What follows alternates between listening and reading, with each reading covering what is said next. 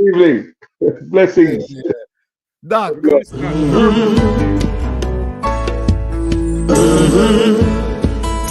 When the game gets rough and this life just seems so tough, Mek Wi Talk, my people, Mek Wi Talk. When this town becomes an ugly place, don't let it erase the smile from your face. Mek Wi Talk, people, Mek Wi Talk. Conversation is the key, a guiding light for you and me. Spark a talk and you will see. Conflict solver A to Z. World leaders master the art of self-defense just by talk. So people, Mek Wi Talk. Hey, we're living in a world that on ourselves we must depend. Mek Wi Talk, people. Good afternoon, or good night, everyone. Good night. Before we start, let us ask God's presence into the midst. O Divine Master, we ask you to come to the midst of this gathering this evening as we come together to speak about our nation and see the solution that we need for this great nation of ours. Father God, we ask you for your divine help. We ask you for your guidance, and may you speak through us. In your name we pray. Gentlemen, welcome to the program. Good evening. Good evening, everyone. Yes, everyone is hearing me? Yes, unmute your mic, Princess Smith. Yes, I'm hearing you. Okay, Dr. Francis, are you hearing us? Unmute your mic, Dr. Francis. Just signal the plane and drive the Jeep now, man. I don't think he's hearing you. Are you hearing us, Dr. Francis? Let us begin. This evening, I'm still waiting on Mr. Wayne Lonesome and Marie. Will, are they coming on? Yeah, I'm sending the link to Lonesome right now. Okay, because I sent it to him and he didn't answer me. All right, gentle people, we are starting this program this evening because we need to have some solutions into our country. But last night, before we go any further, last night it happened as that we had a gathering in Washington, D.C. A gathering in Washington, D.C.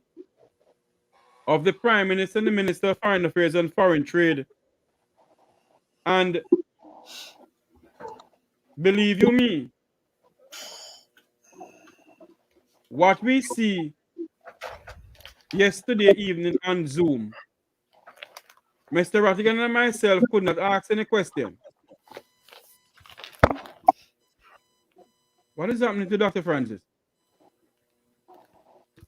You may have to call him on his WhatsApp. What we saw on the Zoom yesterday evening, wherein Mr. Rattigan and myself and others who were on it couldn't ask any question. Believe you me, it was something that... Pardon me? I'm disappointed in you, Jeffrey. You really expected to be allowed to?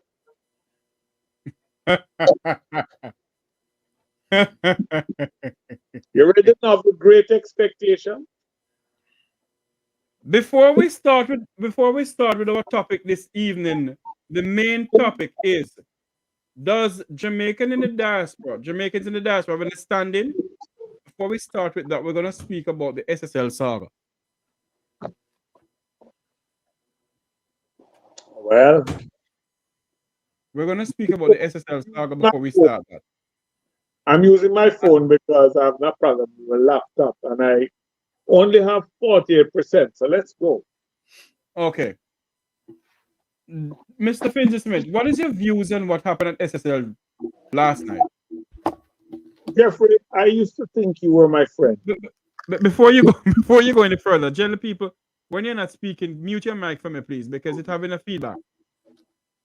Go ahead, Mr. Finzi Smith. I used to think you were my friend. Why do you consistently place me in positions where my mouth can get my behind into things my legs will have problems getting it out of? Think about it, Jeffrey. I mean, to me, it's just logical. I have a building within which I have more than enough reason to believe something that is not too within the tenets of law took place. I need to safeguard all records, whether hard copy or soft copy. I need to establish a protocol for accessing this in their day-to-day business that I can supervise it and ensure that nothing is being erased. To me, the best thing would have been is to take all such papers and machines into custody and allow them to have replacement machines to do their day-to-day business. But let us say this wasn't done. Therefore, you need to put in means, electronic and otherwise, to ensure that there is no breach of the perimeter and anything that might interfere in your investigations. So if you don't trust the security companies, then you ensure you complement this with police officers.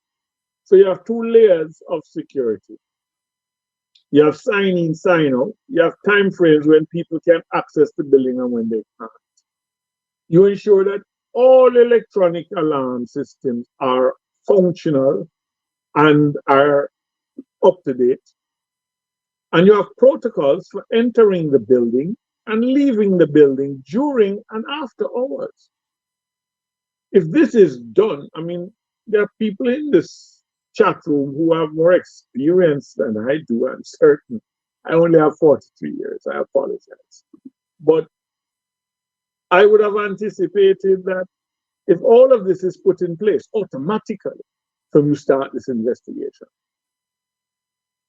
then the opening and closing protocols should indicate who was the last person in, who was the last person out, and all cameras and everything now should be properly positioned up and running, which should immediately give you access to who went in or who was there that shouldn't have been. To say that a building with documents and machines that are of national importance based on the implication is left in a position where any jackmandora, don't choose none, can enter, ransack the building, take what they want, including some of the senior people's machines, about 200 meters across the road from Jamaica House, and leave without interference is, how can I best put this? Ludicrous. I don't mind you fooling me or telling me things that don't go so, but in a way that allow me to be comfortable in my sanity when I am afflicted by this foolishness you give me. Now, if anybody is sitting in this room, and I say a lot of very esteemed people, can tell me where the answers to the questions I have just posed are residing, I'd be happy to learn as long as my phone battery stay on. I go for the charger. I will learn because somebody take me for a fool. Hold on there for a minute, Sir Finzi Smith. Let us go to Sir Herbert Nelson Jr. Yes, please. And Mr. Mike, Mr. Nelson. Your views on what happened at SSL, Mr. Nelson. It looked very, it looked a way to know that yesterday evening, a news came over that $4.7 billion in fraud went off of SSL. And last night, they broke into SSL. Look, everything that has occurred so far pertaining to SSL and every other banking system that has been defrauded in Jamaica has gone down at the convenience of the government. Right? Now, I know exactly what Major Smith referred to a while ago. Whenever there is an investigation, especially here in the US, one of the things we're told is freeze all documents, right? Set everything aside, image your hard drive, let's see where you are on the hard drive, do everything possible or the impossible to retain records. Do not delete anything. If you delete, it's an ominous sign and you're going to be charged for something, right? Now, think about this. Our government has not been answerable, especially the Prime Minister, who withdrew his money in October of 2019 because it apparently he had some tip-off as to things not going right based on the forensic report that was issued.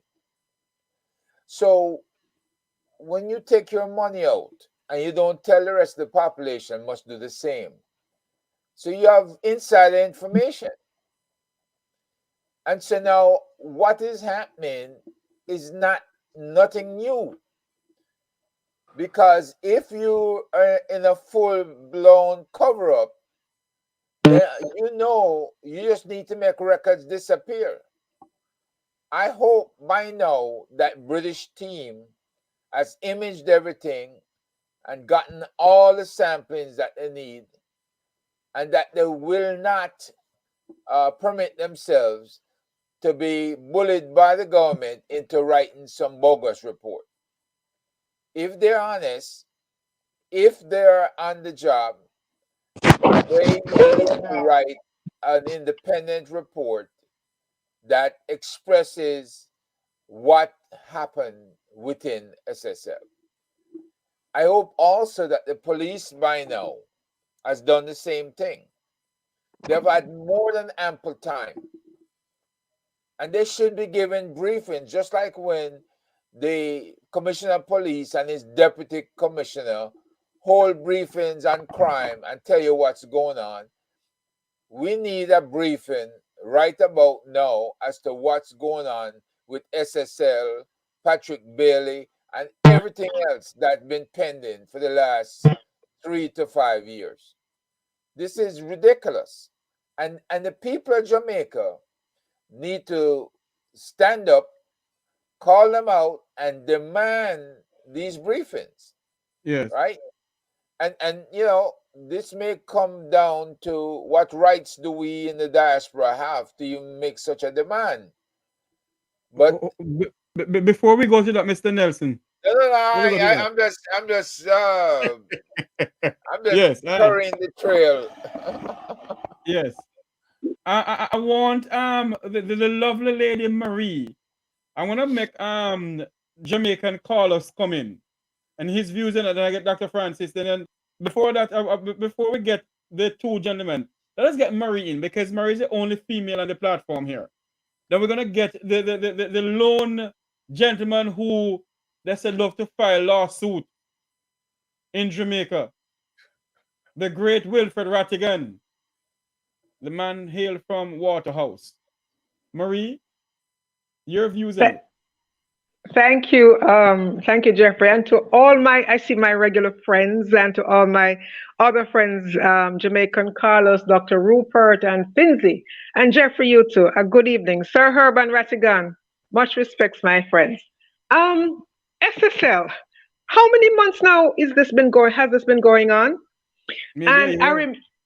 And I remember Minister Clark coming out and saying that first of all, he said that the FBI would be a part of it. And then he said a British team is coming in to be a part of it. And then he came out and said that they are paying to keep staff on to turn the computers on. Now, if you listen to everything that is coming out of the government, it reeks of the sort of corruption that we have been talking about for as long as we have been on these platforms. And so I cannot see for the life of me how someone, first of all, I don't think it was broken into, so the owners went back and took their computers. And so that's two words for that: inside job. So that is not anything that anybody should be picking their hair out about. The investigation should have started into what really happened, how this happened, and I'm yet to hear anything coming out of the Prime Minister's office, National Security Commissioner, Finance Minister, anything coming from them about what happened, because this is totally disgraceful. So I don't. It is not. It is nothing that is surprising. If anybody is surprised that this happened, then they are living under a rock. This is not the Jamaica that we're looking at right now. It's not surprising, and it is an inside job. Jamaican Carlos. Well, something that is been puzzling me, because after Sister Pantan, who's sitting in jail right now, confessed to at the beginning, she came out later and said she was not the only one, right? And I have not seen any movement. It's like if I rob a store and me and Jeffrey, I'm gonna get arrested, and they say Jeffrey is an accomplice. They might come lock you up, right?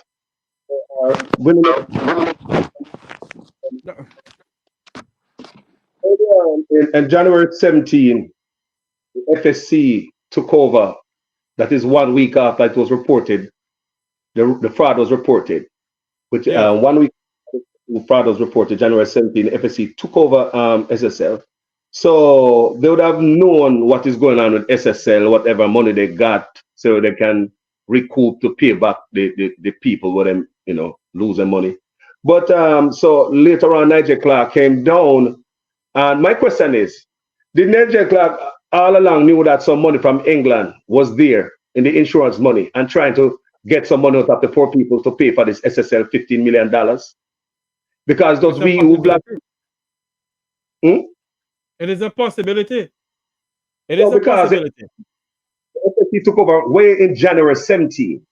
And it just Nigel Clark coming out and said they just find out that some money from England, after we badgered them, we on social media said, no, we cannot pay for the $15 million for SSL. First, he came out and said, you want to pay them? They would say, no. Then he come out and said, boy, the money that we're getting from is going to pay. It's not our money, man, not taxpayers' money, man. It's confiscated money from drugs money and all them things there. So it's not taxpayers' money. So more we know the agents who go confiscate their money, who pay them, who they're working for, if that's not our money. Yes. Again, what are they doing with this money? Is this money a ramping shop if they consider this money as enough money? These questions need to be answered, brother. Yes, let us get Wilfred Rattigan views and Dr. Rupert Francis. Will? Mr. Rattigan? Yeah, man. You can't hear me. Good evening. Yes. Yeah. Now, the first thing is that, and I'm just looking at it through I'm putting on unlike the police commissioner who know wearing police commissioner's hat, I'm putting on my FBI investigator's hat. And Herb made an outstanding point. One of the first things you do when you're working with computers as an investigator, can you hear me, Jeff? Yeah? No? You can't hear me? Yes, I'm hearing you. Yeah. I'm hearing you. Go ahead. Yeah. One of the first things you do is you image all of the commuters. You bring your card team in, your computer experts, your support staff, and you image all of that. That's the first thing. Second thing is, were these computers being used on a daily basis for work? And if they were being used as a daily basis for work, where were they normally stored? I mean, why would you use a computer and not secure them? Third thing, if you're investigating SSL, why wasn't there a remote site where if you had to do any work, you wouldn't be doing at SSL, you'd do it at a remote site that's secure. Now, here's something that's interesting, and then I'll step off the podium for a bit. I asked the Jamaican government about the 24,000 bags of fertilizer that came in last year. 2.6 million pounds. Hold on, Will. Will, don't go there yet. Now, go to the fertilizer yet. No. No. Okay. This one, Go ahead. Here's the connection. Go ahead. One of the questions I asked them: has any of the fertilizer been stolen? Can you account for it? And where was the fertilizer stored? You know them right and tell me the fertilizer was under strict security 24 hours a day. That's a blatant lie. No, hold on. No, take them at face value. If it's true, why the hell would you secure fertilizer, manure, the word that starts with S, but you have a multi-billion-dollar fraud going on, and SSL is a crime scene, and you don't secure the crime scene there? Follow my reasoning. Follow me. You're going to secure fertilizer 24 hours a day. Them right and tell me. But you have a crime scene, and you have people can just walk through the crime scene and just go in and do what they want to, because you know what happens right after that? The crime scene is contaminated. If I were a defense attorney, I'd have a field day with them in court. Thanks. That's so much. Dr. Francis? Yeah, can you hear me now? Yes, go ahead, sir. What is your views on the whole SSL saga, sir? Boy, never make a thief carry a long bag near you and somebody have a very long bag. And they might live nearby that place. I don't know, but I just believe that somebody knows exactly what happened. We need a forensic audit of the computer's information can still be taken, can still be, they're trying to hide. It is in cyberspace and it can be done unless you have real serious interference from people who are experts at this business. Okay? We took, well, I don't know why my brother didn't tell you that we went down to Jamaica with experts in regards to cyber. We knew that things like this were going to happen. We warned them that things were going to happen. So, and what is happening is that people are having a field day. And whoever did this deliberately, there cannot be any question as to what they're doing. Because it is, when this is released, it's like anything else that you ask this government to do right now. It, you know, to what you call it, verify. It cannot be verified. Okay, and the investigations are never clear. And I know that there are legal procedures they have to go through, but I rather sometimes believe that this is deliberate. You know, who is involved? Why they're trying to hide the information? Where's the money going? And as Rattigan always say, follow the money, and the money can be followed. But I am very concerned about the British team. I'm very if there was the FBI, I'd be more inclined to believe, you know, that it is being seriously investigated. Okay, I'm not giving any, I'm trying to put any broad brush on England or what have you, but I do not know of the British team, but I know what the FBI would do from this perspective. So the whole population needs to rise up. They need to see what is happening.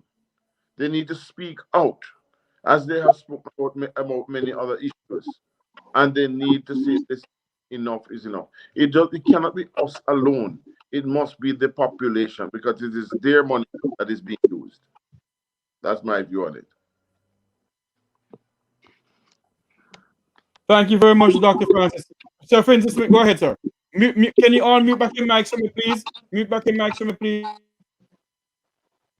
First and foremost, allow me to say hello to a very old and dear friend of mine who was superior in the JDF to me, and is still superior.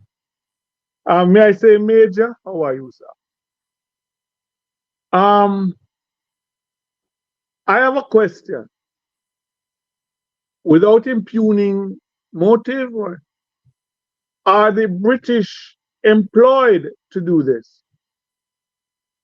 And if so, who employed them? Because who pays the piper usually calls the tune.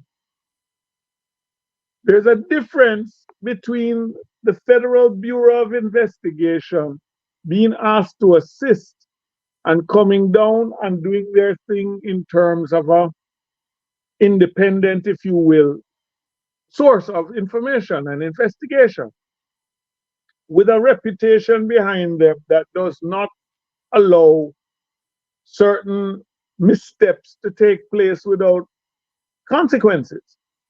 No, I don't know anything about the British team. I don't know from whence they came. I know nothing of their antecedents. So I'm not attempting to cast aspersions. I am just simply asking if they were employed to do this, who employed them? Who is paying for them? And to whom did they answer?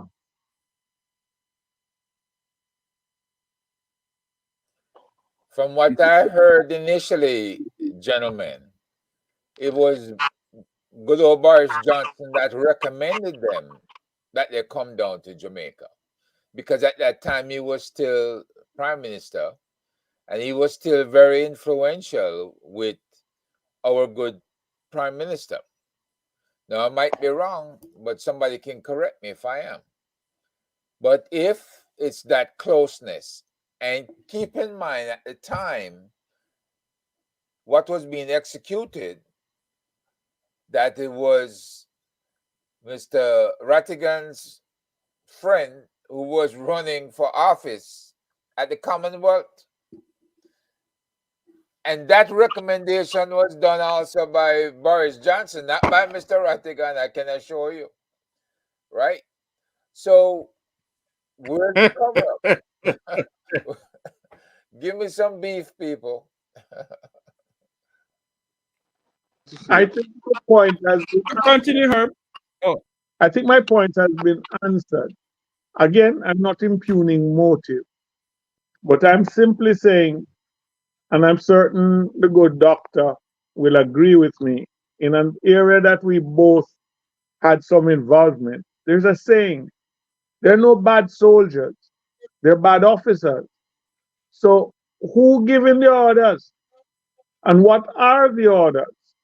What is the scope of the involvement? Because I refuse to believe that someone with some form of reputation, background, and efficiency would have left this large a hole to drive a tractor trailer through. At the very least, a subaltern in my day in the JDF, given the tasking to secure the place, would have stood up out of every office every day and said, could I have your laptop, please? Could you sign out? Could you sign here? And then take them and find the nearest vault in there and put it in there and lock it with an opening and closing certificate. It's not hard. Have I said anything wrong? I bow to my superiors in this. Have I said anything wrong? If you're serious, now if I want to get Mr. Tavares in trouble, like I'm trying to get me in trouble, unfortunate incursion into a building has occurred in an interesting neighborhood. Mm-hmm. Think about what else is in that neighborhood. So the next thing you're going to hear is certain buildings across the road. Hold on for me. Dr. Francis, mute your mic, please, sir. Please. Thank you. Go ahead. I would hate to hear that certain buildings in the vicinity across the road have been penetrated, for want of a better terminology, and certain records cannot be found. And you know what is interesting, trivial though it may seem? Do you know what sits right between SSL on a diagonal and the building to which I refer? Officers Club. Yes, the Police Officers Club. Fascinating, isn't it? Very much so. Wilfred Rattigan. Look, I think this doesn't need a whole lot of analysis to try and figure out what happened. I just find it interesting also that the Prime Minister is out of the country. You know, I'm not making trying to connect any dots here, but I just find it interesting, you know, because I mean, if I were going to be involved in something, then, you know, I'd make sure I'm not around. I'm not saying that he did this. I just find it interesting, you know, and I'm not accusing him of anything. It might be just sheer coincidence, but it just crossed my mind that he's outside of the country, and then we have this. And also we found out recently that the scam is actually much bigger than originally thought. I believe that story came out. Selvin Hayes mentioned that just a few days ago. And then on the heels of that, then you have the computers being missing. God knows what else is missing. Who knows? Maybe we'll find out tomorrow that something else is missing. Documents are missing. Who knows? You know, at the rate we're going with this, I don't know if any prosecution is going to be successful. I really don't, because when you start having evidence missing, even if you cannot get the evidence back, then you have a chain of custody issue. Yeah, you know, because the evidence is gone elsewhere, and then who knows who tampered with what, and then it's coming back. So if, like I said, if I were representing these people, I would have a field day with investigators. Marie? But yes, the first thing here, like Rattigan said, it's a crime scene. So why were these computers not taken and locked away, period, for only investigators who are directly involved in the investigation to have access to? So the fact that this crime scene, everybody was going in and out, tells you that they were never serious about this in the first place. So the question now is, why were these computers available for everyday use? Because clearly they were being available, being used on a regular basis, which makes no sense. And the thing is, the problem with Jamaican politicians is that they talk down to the Jamaican people too much. And in so doing, they assume that Jamaicans are, they're so consumed with their own day-to-day living that they are not paying attention to what is really going on. And that, that's a wrong assumption that they have made about the Jamaican people. Because while, the members of the diaspora and bloggers are keeping our heads, we're keeping our heads to the ground, ears to the ground, and, nose in the air, sniffing out things and reading things and dissecting things, Jamaican people are paying attention. And given the level of corruption that has been going on in Jamaica, especially since this JLP administration, this is just another thing added to it. And I'm wondering, given the level of the SSL saga, how it looks in the international sphere. How are donor agencies, how are other governments looking at it, and what are their assessments of this particular issue? Dr. Francis, unmute your mic, Dr. Francis. I'll say this to you. The other day I saw an article about the crime in Jamaica in regard to one of the most crime-free countries in the world. It was an article, and I wrote on it. I remember what Disraeli said. There are three lies: lies, damned lies, and statistics. Now, the fact of the matter is this, that, my colleague said earlier that there obviously are things that we are not missing. It is just too convenient and what have you. Marie said it all, that, this is a crime scene. Everything should have been removed. I mean, we don't have to have training, or education or experience on crime to know that.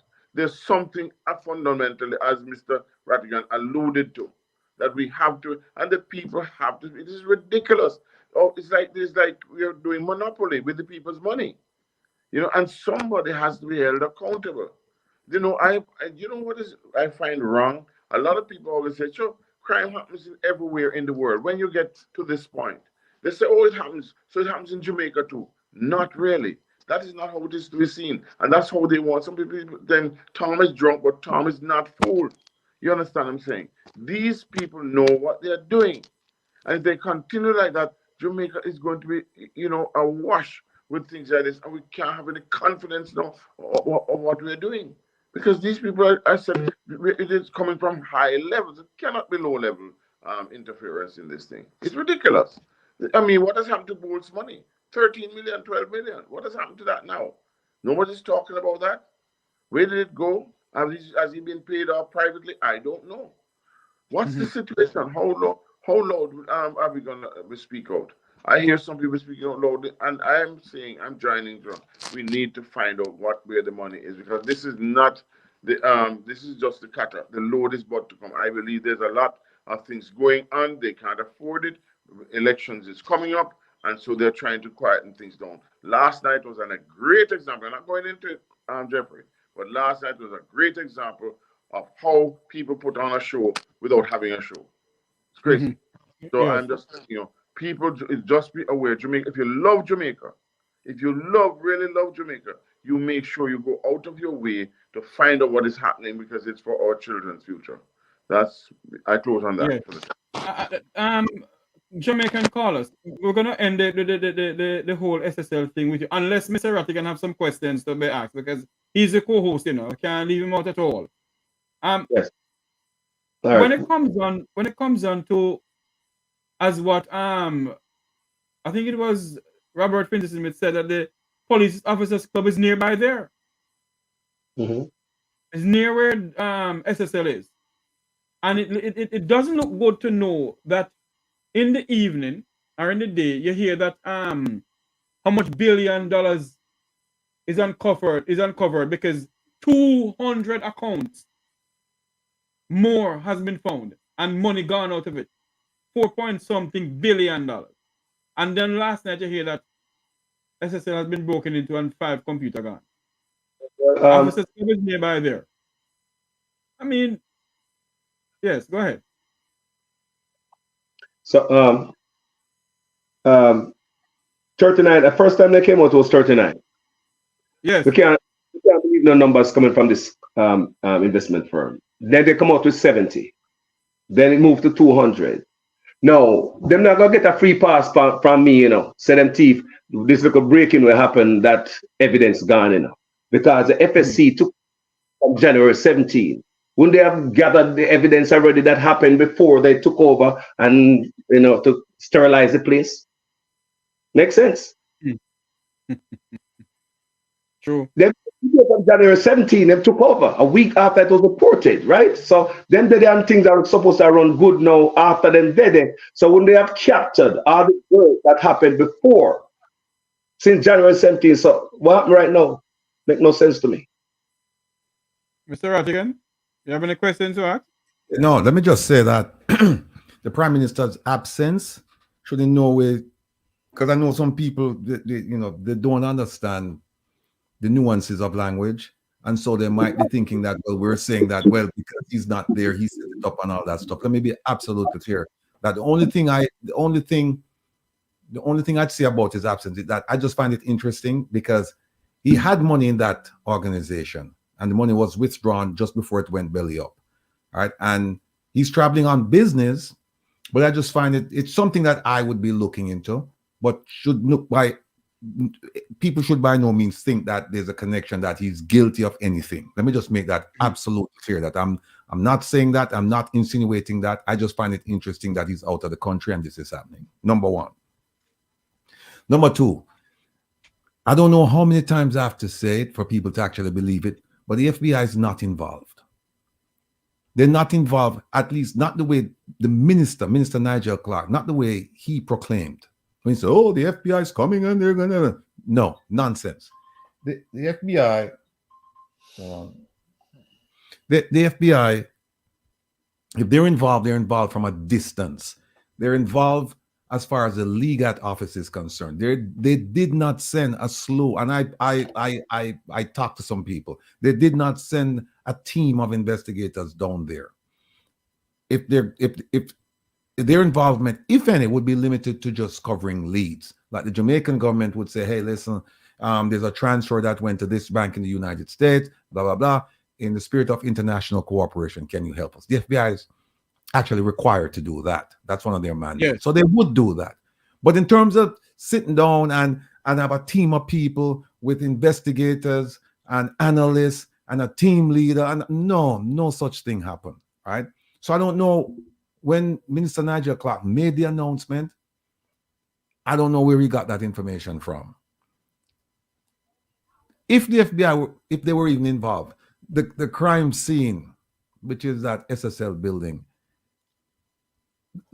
I forgot who's, I think it was Dr. Francis, I think, or Herb. Somebody said that, or Marie said that they would have, if it had been secured, then the computers would have been imaged and things would have been moved. My experience is that that crime scene would have been processed a long time ago. If the FBI were involved, a long time ago, it would have been processed and those electronic devices moved. So the idea that the devices, months after the story broke, that the devices would still be there and people are, trampling through the crime scene, that definitely wouldn't happen. No, they brought in this outfit from England called Kroll, right? And it's a forensic audit firm. Also, the U.S. government we shouldn't forget that the U.S. government gave Jamaica $10 million to help with the investigation. I think it's 10 million. I'm not sure if it's US dollars or I think it might be. No, Jamaican. no. Is it the U.S. government or the British government giving the 10 million? No, the UK government. Right, UK government. Yeah, the UK government gave them 10 million to help with the investigation. Now, let me just get people up to speed with how the FBI, how they work. The FBI is involved in the forensics business, just in case people didn't know, right? And they're world renowned for doing that. They would not be sitting with a private concern like Kroll and sharing information with them, going over this, they would not do it because there are two minor steps. I say minor, but they're actually significant things that have to happen. One is you have to have the clearance to work with them, right? They'll take stuff from you, but they're not going to share stuff as partners with you like that. You have to have the clearance. Every FBI agent has a top secret clearance. Second thing is you have to have a need to know. So just because I have a top secret clearance, if I start asking questions about another unit's work product, it's going to cause concern. People are going to say, why are you? Yeah, we have the same clearance, but why are you asking about what's going on over here? You don't have a need to know. Similarly with Kroll. Kroll doesn't have the clearance. And Kroll doesn't have to need to know what the FBI is doing. The FBI would not be sitting down with them. The FBI would take stuff from them, but they would not be exchanging stuff and talking to them and sitting with them side to side and doing all this nonsense. It doesn't work like that, people. It doesn't work like that. And don't forget, we should never forget that Minister Nigel Clark openly proclaimed that the FBI was coming, or the FBI was there and they would be helping with the investigation. Shortly after that, the gentleman who I can't, Mac something, he's in charge of CTalk, or was in charge of CTalk. He did an interview. Yes, he did an interview, and he made it abundantly clear that the FBI wasn't there. He said this is a local investigation, and if we should ever need the FBI, we'll call them. But they're not here. They're not working. So, they need to get the story straight. And if they can't get the story straight on some of these simple points, no wonder these things are happening. No wonder. And I'm prepared for more pieces of evidence to go missing in the days and months to come. And I guarantee you it's gonna be an insuperable task for them to prosecute these people, because there have been so many mistakes made from day one, and some of these mistakes cannot be corrected. Investigatively cannot be corrected. And when you say investigatively, we're talking about the production and the introduction of evidence. So it's going to be a problem. It is a problem, and I think it's going to be an even bigger problem. Yeah. So, Mr. Rattigan, we can switch the gear now to our standing situation in the diaspora. No, you say we're not on gear. No, you say gearbox mash up. What do you mean you switch gear? Well, so Jeffrey, if I understand clearly here, we need a search warrant for the police officers club. And we need to examine what did the Prime Minister bring with him here to the US? Who came with him? And what direction did they each take off in? Yeah, right? And that should set the matter straight. I assume. Finch Smith. Herb. Lawyers in the room. There's a case where you say you're an accessory before, during, and after the fact. You seem to be trying to paint my comments in all three colors. All I'm saying is, these truths are held to be self-evident. You are either known to be highly incompetent or very complicit. You choose. If you know this is what is going on and the methodology you have utilized has not prevented what has occurred, then the embarrassment of what is occurring totally is superseded by the benefits of it having occurred. That is where you have to Mek Wi Talk. What they're saying to you is make them talk. Because what Mr. Rattigan just pointed out to you is, there are people who are going to say a crime has been committed. Okay. The next thing we tell you is prove it. Man is held to be innocent until proven otherwise. So what I'm saying is I hear all of this, and then you're going to hear it's a political rat race and wild goose chase, and I will say, but it's obvious. It's okay, fine. Prove it. Where is the documentation that Herbert? The most you're going to come up with is an entity that took people's money but didn't take as good care of it as it should have. Now that is malfeasance on the part of a money manager. At the very best, it is considered to be inefficient. But prove that he willfully took 3 million US from Herb, claimed to be administering it to give the best return. I remember, it's an investment bank. They have not guaranteed you anything. Them just say, bring it, come, and I will build on it for you as best. I will do my due diligence, but things happen. My mother, God rest her soul, used to say the stock market is the rich man's plaything and the poor man's gamble. So they are sitting on that particular rock of comfort, saying, I never promised you anything. I said, I'm going to do my best. How do you prove that they didn't do their best when you don't have the documentation to show where the effort wasn't complicit with the aim? It's gone. It's missing. And if you find, like Rattigan says, if you find it by some angelic intervention, the chain of custody has not only been broken, it's been shattered and smelted. I challenge any lawyer in this room to tell me how they're going to successfully enter that in the evidence when you can't prove where it's been and where it came through. How are you going to do it? Somebody right now, for the first time in a long while, has stopped taking mail-outs.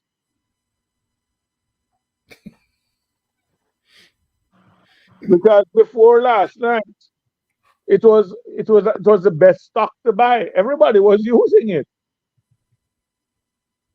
And I believe that anybody who associated with finances and things can understand what I'm about to say. If you remove money from somewhere on the knowledge of its impending crash, so to speak, in decent places in the world, it's called insider trading. The federal government doesn't smile on it. So where do we go from here? Because we can sit here all night. Because I went and got me charger, because I said this getting interesting. Because I hear you about to go on to how they rate the diaspora. Hi. Can I tell you how they rate the diaspora? Go ahead, sir. 0. Only when you want money. I sit down in my chair looking at people I know, at least 1, 2 personally, and their capabilities. And if they're not talking to those 2 fellas, who are you? They know of the capabilities of Francis and Rattigan, which is probably why they don't want them in the country. Who said they don't want me in the country? I dare you to come into this country. We're coming to bump now. Flash. Hold on.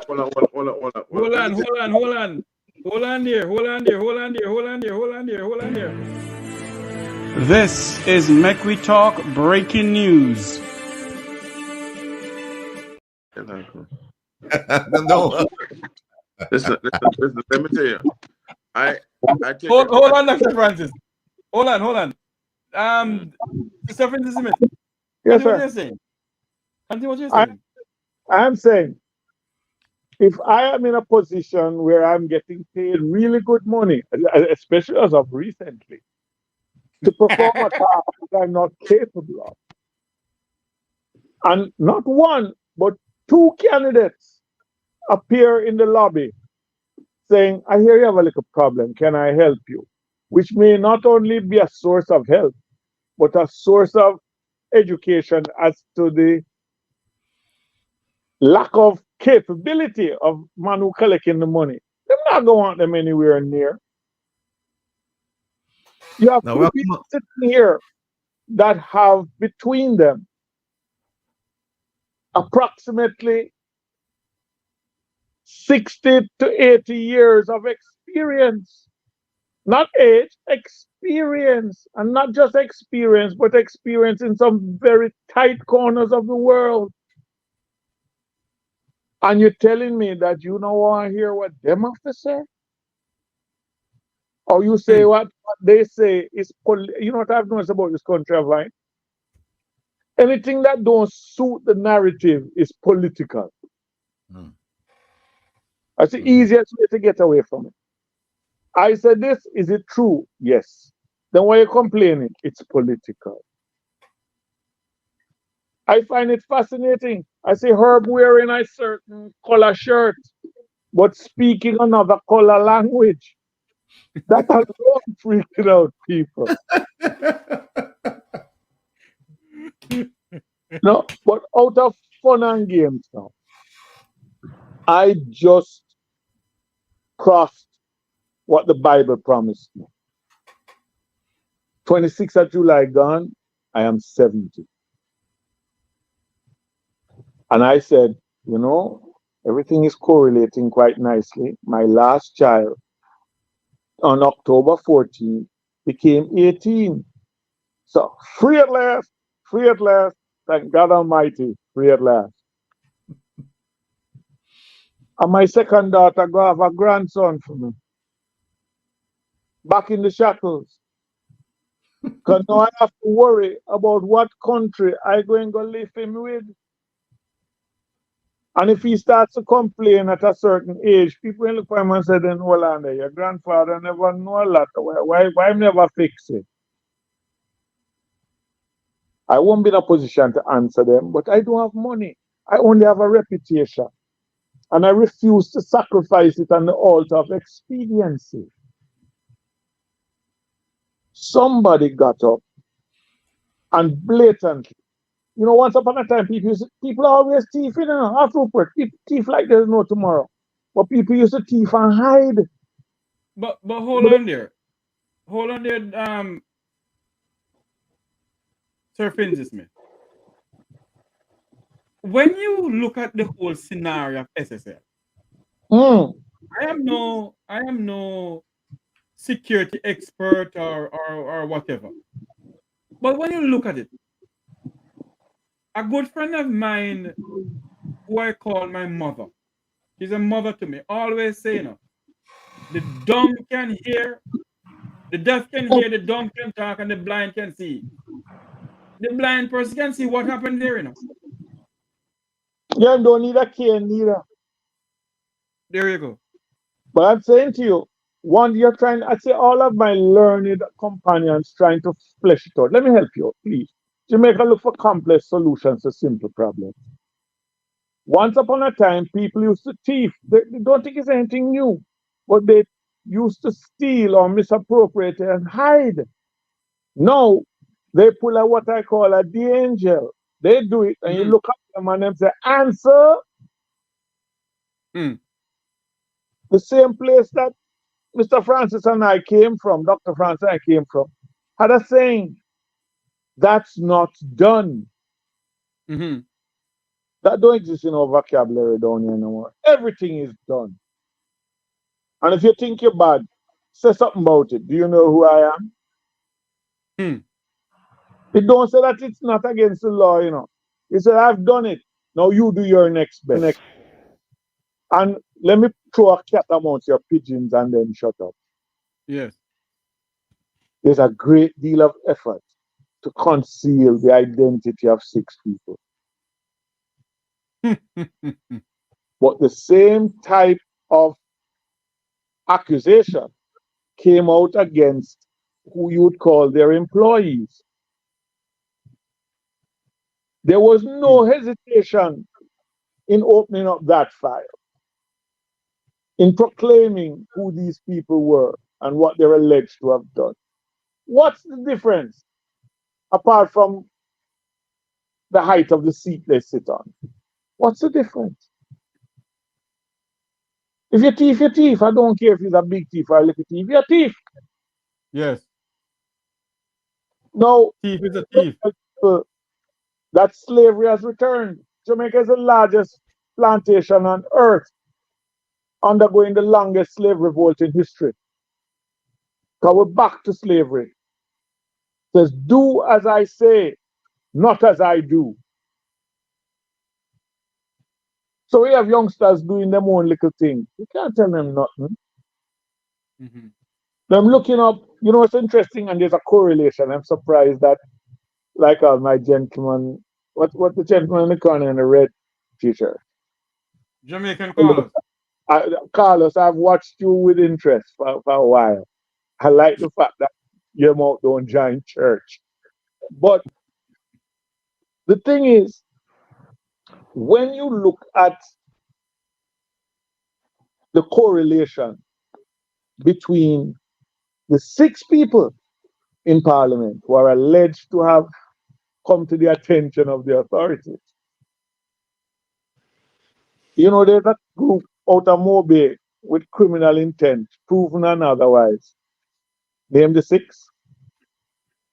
Repeat again. There's a group in Montego Bay. They're involved in music and other things. Them call them the 6. You know about them, Carla? Yes, sir. 6 is real. The 6 is real. And when you add to the fact that our Prime Minister, in all his glory, gave himself a name that emerged out of that 6. You mean Brogard? Yeah. What? Hold on then. Don't pretend you don't know what I'm talking about. Carlos, don't say a word. If you understand what I'm saying, just say,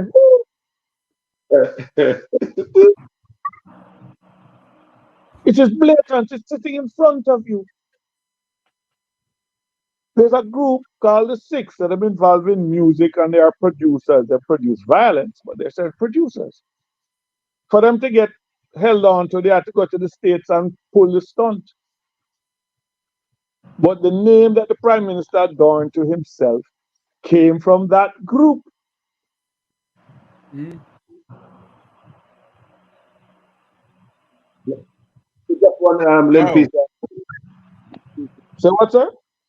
Let me say something real quick here. Yeah.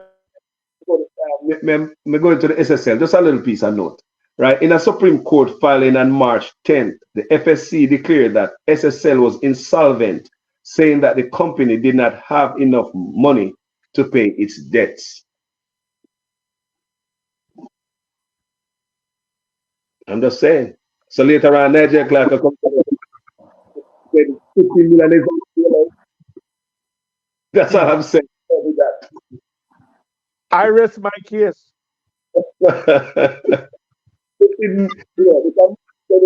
Later on, I'll come tell us that the $15 million is not a bailout. All right, argument done. Rattigan, could I say this?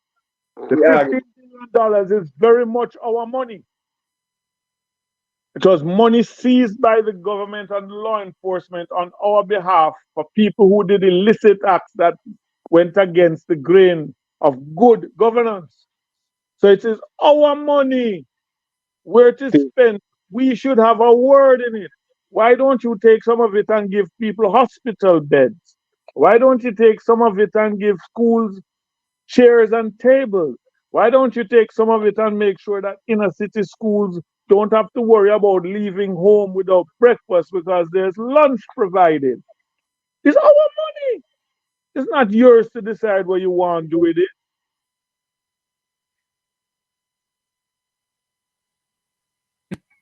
The wider implications of the SSL saga, though, is how it is affecting Jamaicans on the ground in real time. Because SSL had government money in there as well. So that is gone. That is gone. And that is money that could be put into infrastructure, like the Finalizing just said. So no one is talking about Usain's money, and no one is talking about the government's money that also was tied up in SSL. Marie, you must ask a question. Is Usain Bolt talking about his money? Dr. Francis, you have a fan on in the background? No, no fan, no nothing. Let me just say this. Mute your mic, please, sir. I beg you, because there's a feedback coming in. Do you know what troubles me? SSL saga seem to have surrounded in most so-called well-thinking Jamaicans' mind as Usain Bolt lost money. There are ladies and gentlemen of a certain age who have no other means of making certain that they see themselves through what time God has given them left. Whose money gone?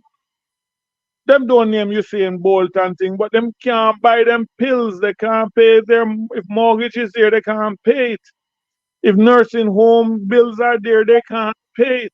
You don't have their names because they didn't win a gold medal. They're Jamaicans. They work hard. They're well over the age of retirement. And their money went down the drain like somebody put a plunger on it. And nobody asked about them.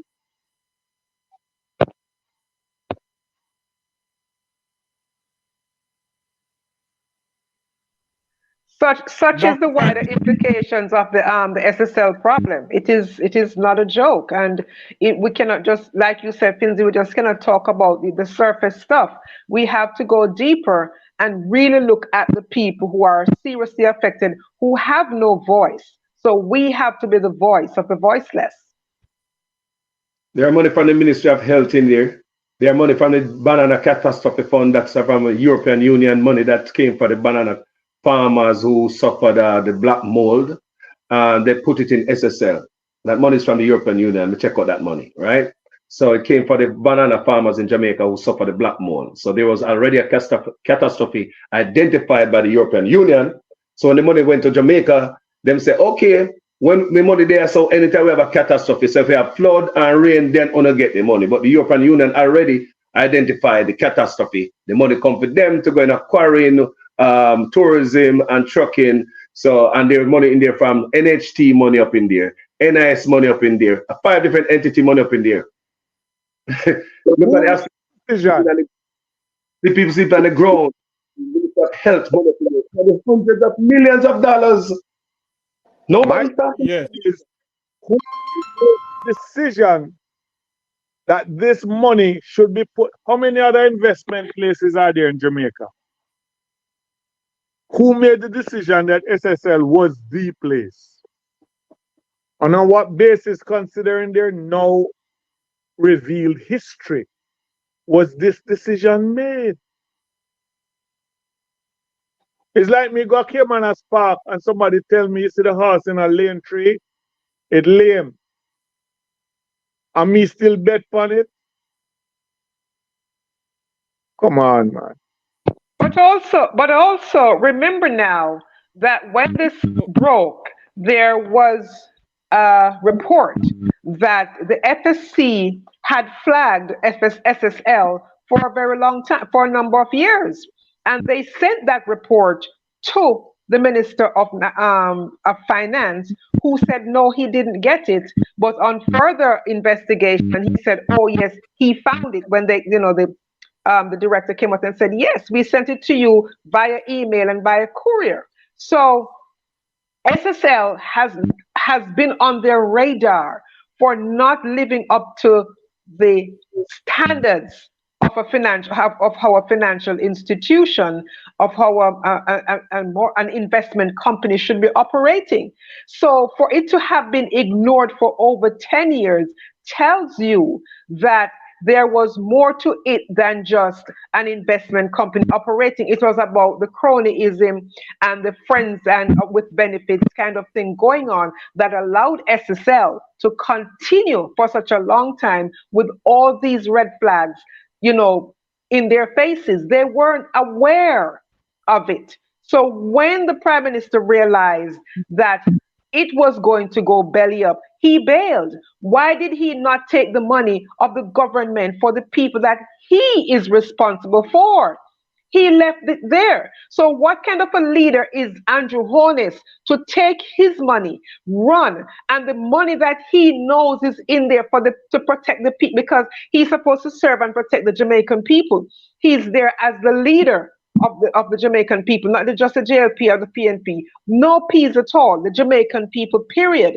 And he knew that this was going to happen, and he did not make sure to secure the money for the Jamaican people. That to me is so egregious that it is not, it is beyond the pale. And this is something in other countries he would have had to demit office a long time ago. But this is Jamaica. Who cares? I think at this point I'll do nothing else but listen. Never quick. Hold on for me, Carlos. Dr. Francis? Dr. Francis? Yes. You were saying something, sir, and I said, hold a minute. Go ahead now, sir.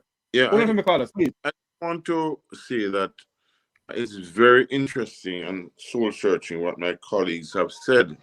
But I think one of the things we have to convince, that other people are also making comments. Unfortunately, I can't receive them to share with you, but right now. But the point is that the people out there have to be sensitized. They believe that many of us are just doing it because we're bad mind. They believe that. They've convinced the people that this is just simply a bunch of guys who don't care about Jamaica, who don't love Jamaica, and ladies, sorry, Marie, and so we're saying these things. They are ignoring the truth, which is in their face. People are dying like flies. The police commissioner is saying that everything's on par. Yes, to kill the whole population. No, Dr. Francis, hold on for a minute, Dr. Don't disrespect. Don't go to the crime situation as yet. Let's stick to this. Here. Can you hear me? A broad situation here that to talk about what the people must do. We must convince the nation and the diaspora. We are one of the few countries that the diaspora is not really truly involved in the country. Diasporas are there to assist the country to build, to grow, and to go, right? And we are there. We want to help. Herb Nelson can tell you how long we've been pressuring. Mr. My brother from the military can tell you that. Brother Smith can tell you what we have been doing all along, trying to help. In other words, we have to sensitize the people to recognize that we're not here just talking because we want to hear each other talk. We are here because we want to say to you, if we don't take heed now, we're going to lose Jamaica. They're selling, Jamaica is being sold out from under our hands. We have to take control. It's the people who own Jamaica, not just our leaders, our so-called leaders. That's what I would like to say. Yeah. Carlos, your final say on SSL, then we switch to the standing situation. Yeah. Well, my question is, how do you know that it's just the Prime Minister alone take out the money to SSL? Are the Prime Minister have the bigger name and that's the person who can lash the tongue around? You understand what I say? Because when things are going, don't tell me say him to tell a friend. I believe, this is my view, other people unite. Other people jump ship too. Me no ball last night. Continue. Mr. Rattigan? Yeah. We're going to change over to the standing situation now. Go ahead. Yeah, just one quick thing. Selvin, here's the gentleman who's in charge of the financial, was it FID? FSC? FSID? No, I think it's FID. Yeah, FID, financial investment. Yes. Right.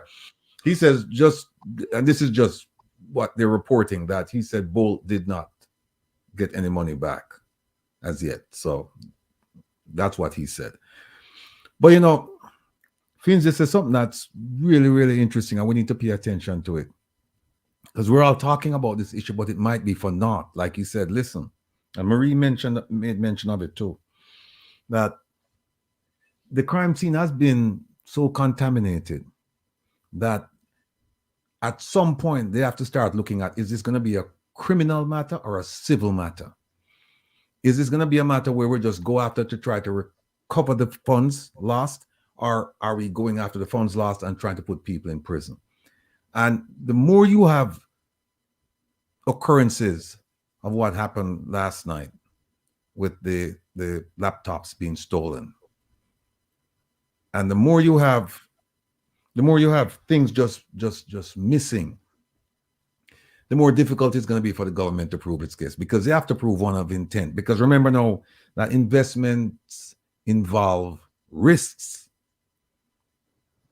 And just because you give somebody some money to invest, it doesn't mean that you're going to get your money back, right? So then they're going to have to talk about, they're going to have to look at things like what's reasonable, what's normal in terms of how the money is invested.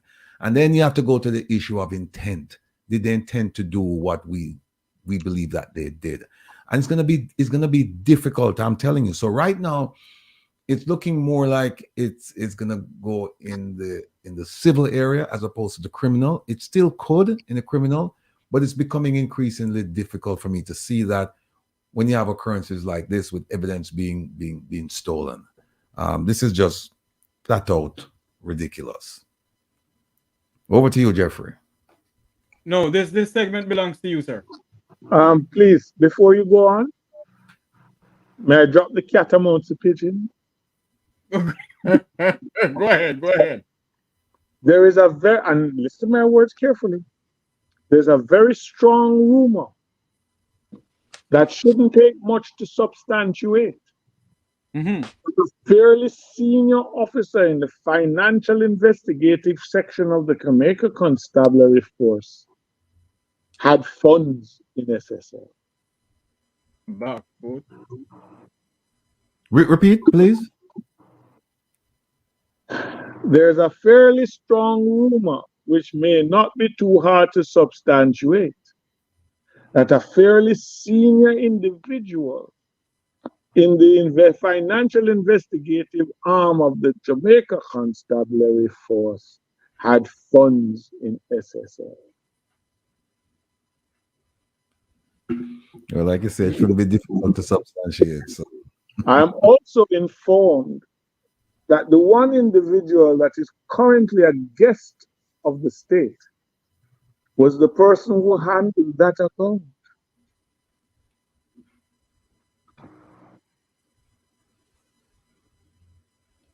Hold on there. Repeat again, Sir Francis Smith. Please repeat. Which part you have to say? What's the name is? You want me to start from the top? Yes. There's a fairly strong... You want me to run the breaking news at the same time? No, this is not a breaking news. This shutter. Go ahead. Go ahead. A fairly strong rumor that shouldn't be too hard to substantiate. That it is alleged that a fairly highly placed individual in the financial investigation section of the Jamaica Constabulary had funds in SSL. And these funds were said to have been managed by the individual who is in the state's custody. I think that the phrase you're looking for is conflict of interest. Who is going to bodyguard the bodyguard?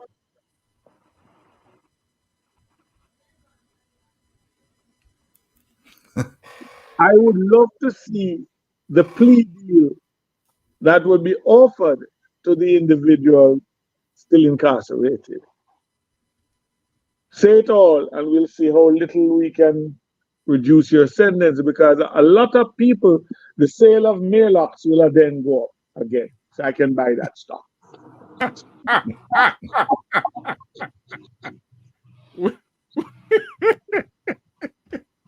Oh my God, this is funny.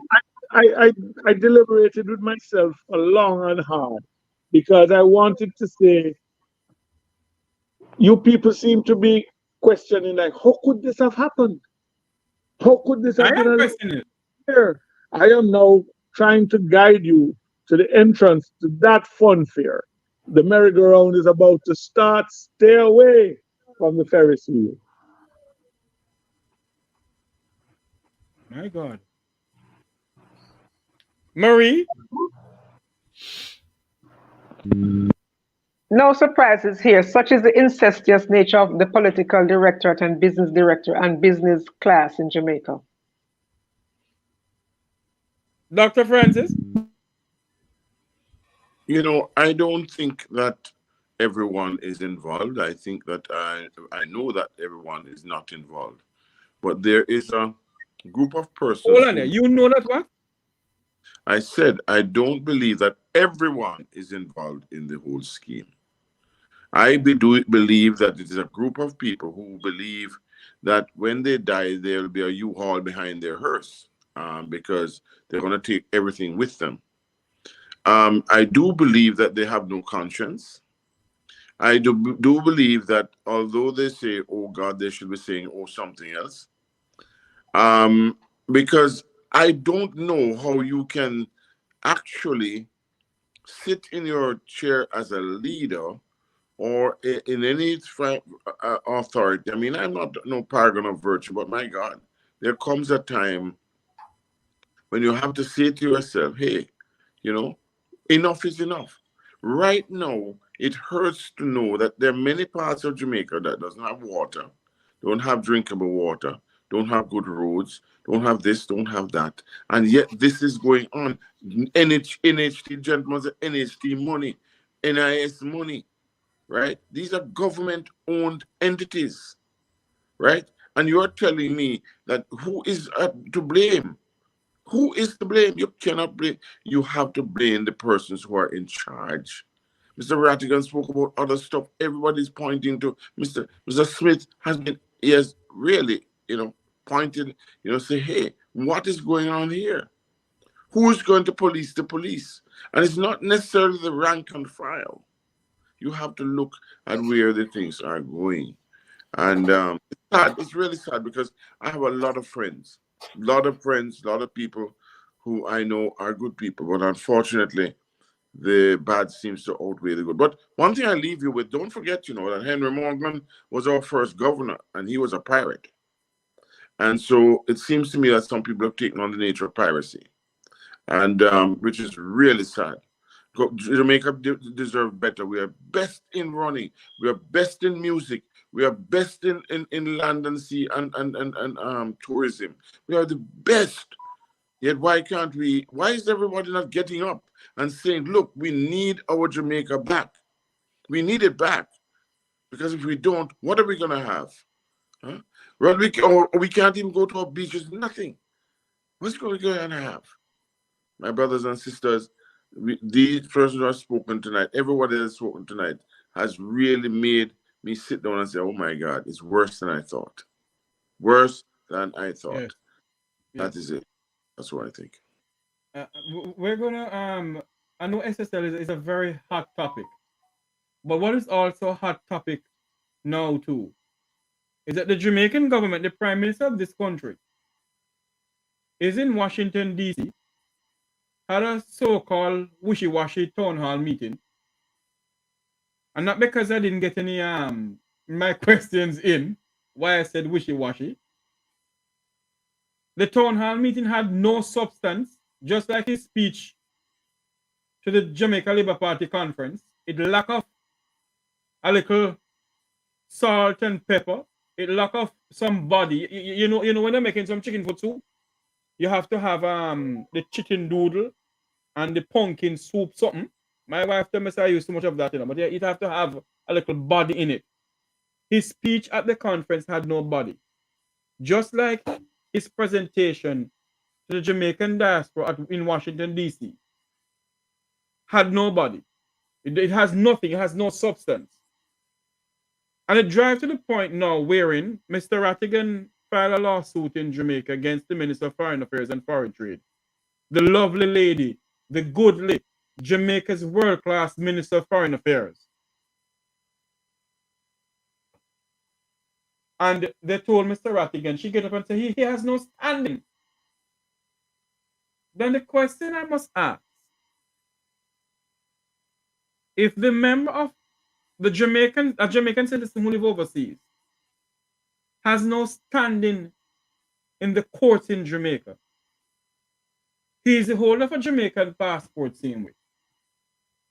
He has not renounced his Jamaican citizenship. He's a Jamaican by birth. Born in Waterhouse, right behind him, that's up. Born in Waterhouse, grew up in Waterhouse. And this government, along with this judiciary, is telling the people of the Jamaican diaspora, both in London, Canada, America, and Europe, and Africa, and all over the place, that we have no standing. Then why are you coming to the diaspora then? Mr. Rattigan, over to you, sir. Let me start by saying that there's somebody in the chat room by the name of Kata B, and they just put in a comment saying, Sir Rattigan lost his case. Get over it. That's a good place to start. Go ahead. It wasn't my case. First thing, the case hasn't been lost. We, in the judicial system, we believe that judges are just like any of us. They're humans. They make mistakes. And that's why they have a mechanism called appeal. And many, many cases have been overturned on appeal. And the case that you referenced, Jeffrey, is on appeal. In fact, I just got some news from one of the lawyers. Although them say me I'm not a liar, I run around and look liar, but be that as it may, that's fine. Here's the long and short of it. And I'm going to ask Katabi and everybody who has any doubt about the allegations I put forth, and I made it abundantly clear that these weren't allegations, they were facts. Go to the One Jamaica Legal Defense Foundation website, ojldf.org, because all of the documents are there. There are documents there from the US government. There are documents there from the Jamaican government. There are documents there from the minister herself. And there are documents there from me. Read those documents and come to your own conclusion. You don't have to take my word for it. But when somebody tells you that they didn't do a thing, for example, and they said, they said Jamaican Carlos Maria, Finzi, Rupert, Jeffery, they did it, not me.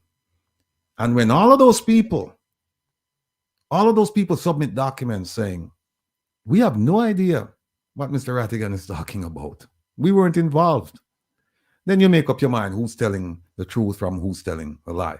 And I can unequivocally tell you, everyone within earshot, or everyone who's watching this program, that Minister Kamina Johnson Smith lied.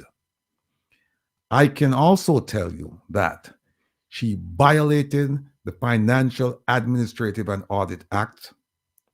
She violated the tax code. She violated the Integrity Commission statutory declaration. She violated administrative regulations over at the Ministry of Finance, the Ministry of Foreign Affairs and Foreign Trade, and God knows where else. I can tell you that without any fear of contradiction. And if I'm not speaking the truth, I defy the minister to sue me for defamation, because truth is a complete defense to an allegation of defamation. I want her to sue me, because then, and it depends on where she's going to sue me too, because then all of these documents are going to come out. If one judge, apparently, I don't know, well, I won't even comment on what the judge did, because, another thing I have to say is this. If you believe in the rule of law, if you believe in good governance, if you believe in democracy, you must respect the judge's opinion. You may not agree with it, but you must respect it. And that's my position. And I don't make it personal. I don't talk about the judge and his personal life or none of that. It has nothing to do with that, right? I respect his opinion, but I disagree with it. And so I'm employing the mechanism to deal with a judgment that you believe to be unfair or mistaken, right? And that is appeal. Annette, all I'm going to tell you, Annette, don't take my word for Annette. I would like you, Annette, because if you're a Jamaican, I care about you. I care about all Jamaicans. And I would not be out here speaking as forcefully as I am if I didn't have the evidence and I didn't believe in the proof. So, Annette, what I'm going to ask you to do is just go to the One Jamaica Legal Defense Foundation.org, OJLDF.org. The documents are there. The documents from the American government, Jamaican government, the minister, and myself. Just go look, and then you can come back and tell me, Rattigan, you're a liar, leave the minister alone, right? But I'm hoping that the minister will sue me. I'm hoping. So the long and short of it is that the judge essentially said that if you're not materially and directly affected by the action of the minister, then you have no right to bring that case. So what that means, and this is significant for people in the diaspora, as well as people in Jamaica, but particularly for people in the diaspora. And what was so shameful last night was that not a single question was asked about standing to bring a lawsuit against a minister you believe to have been involved with corruption or a minister who violated administrative regulations and the law. And by the way, I didn't allege that she committed any act of corruption. My allegations were that she violated the law and she violated administrative regulations. But when they can say, look, we have something called the Global Jamaica Diaspora Council, and you Jamaicans living abroad, we are one, and you have an interest in the stake and the future of Jamaica, and so we're going to work together in the interest of Jamaica. When they tell you that there is something called the Vision 2030. And we want all Jamaicans from all quarters, in and outside of Jamaica, to work towards that interest. When you read the Prime Minister's inauguration speeches, when he talks about the role that the diaspora has to play for the development of Jamaica, when you read the Governor General's throne speeches, right? When you read all of those things. Hold on for me, Mr. Rattigan. I'm going to make something clear right now. If you're on this live and you do not like what is going on, the same way you came on, you can come off. Okay? We're not here because you're a member of the People's National Party, or a member of the Jamaica Labour Party, or a member of the UIC, or a member of the NWC, or the NOC, or whatever. We are Jamaicans, and we're speaking up for the fundamental rights of our country. Okay?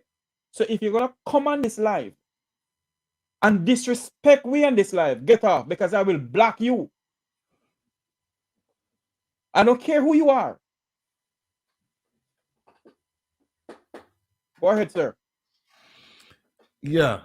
When you all go on other people live who bring on Cascas and Carragher bring come, that's what you all love. But when they come on to something to educate you people, when you don't like that.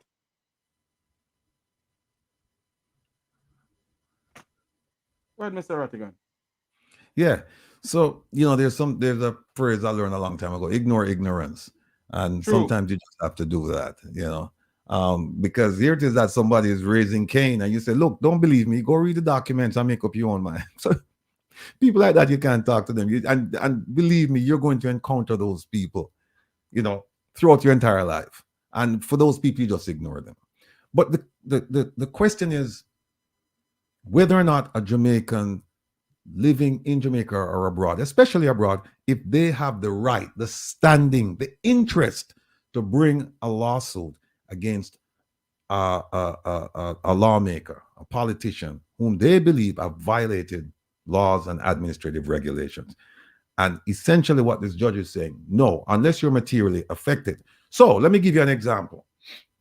If let's say Blue Mountain, there's a road up there and there is an allocation of funds to fix the road. The road is bad.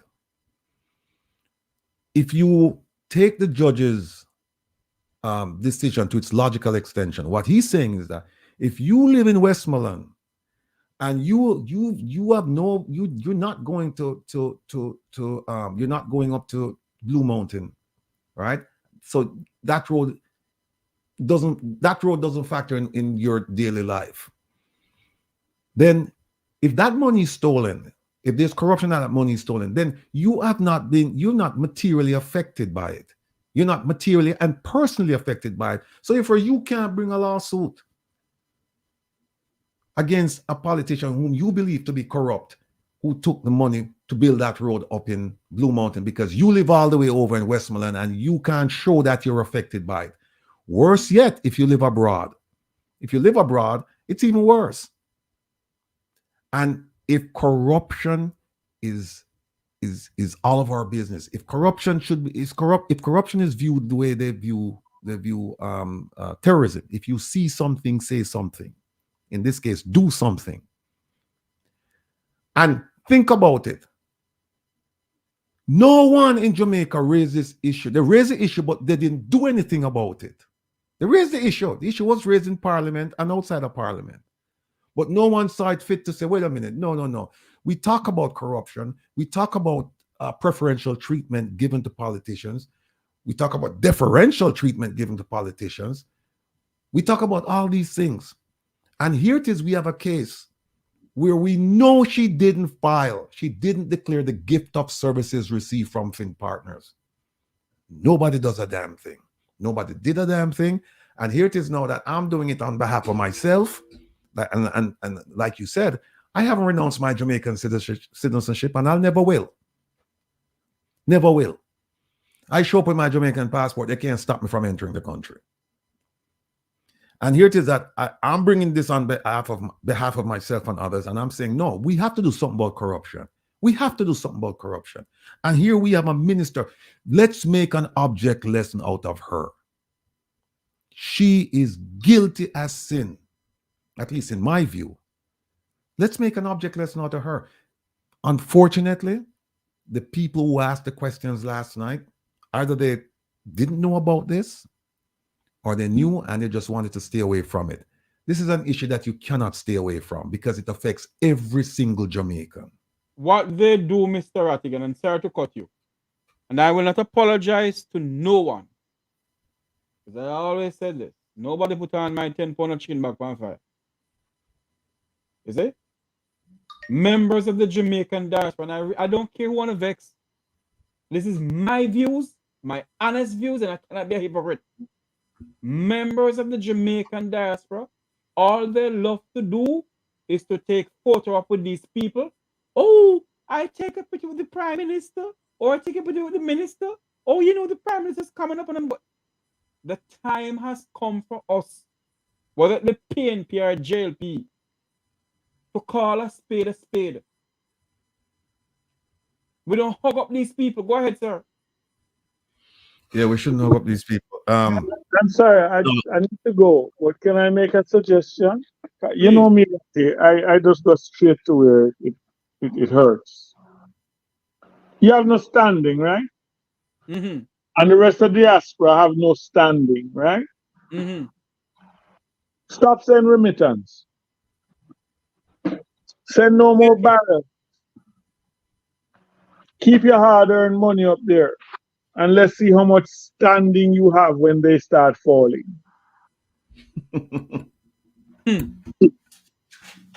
Nobody is going to turn back your money, but then will turn back your opinion and your rights. Now, if I can't, it's like, this is my house. I don't own a mortgage on it.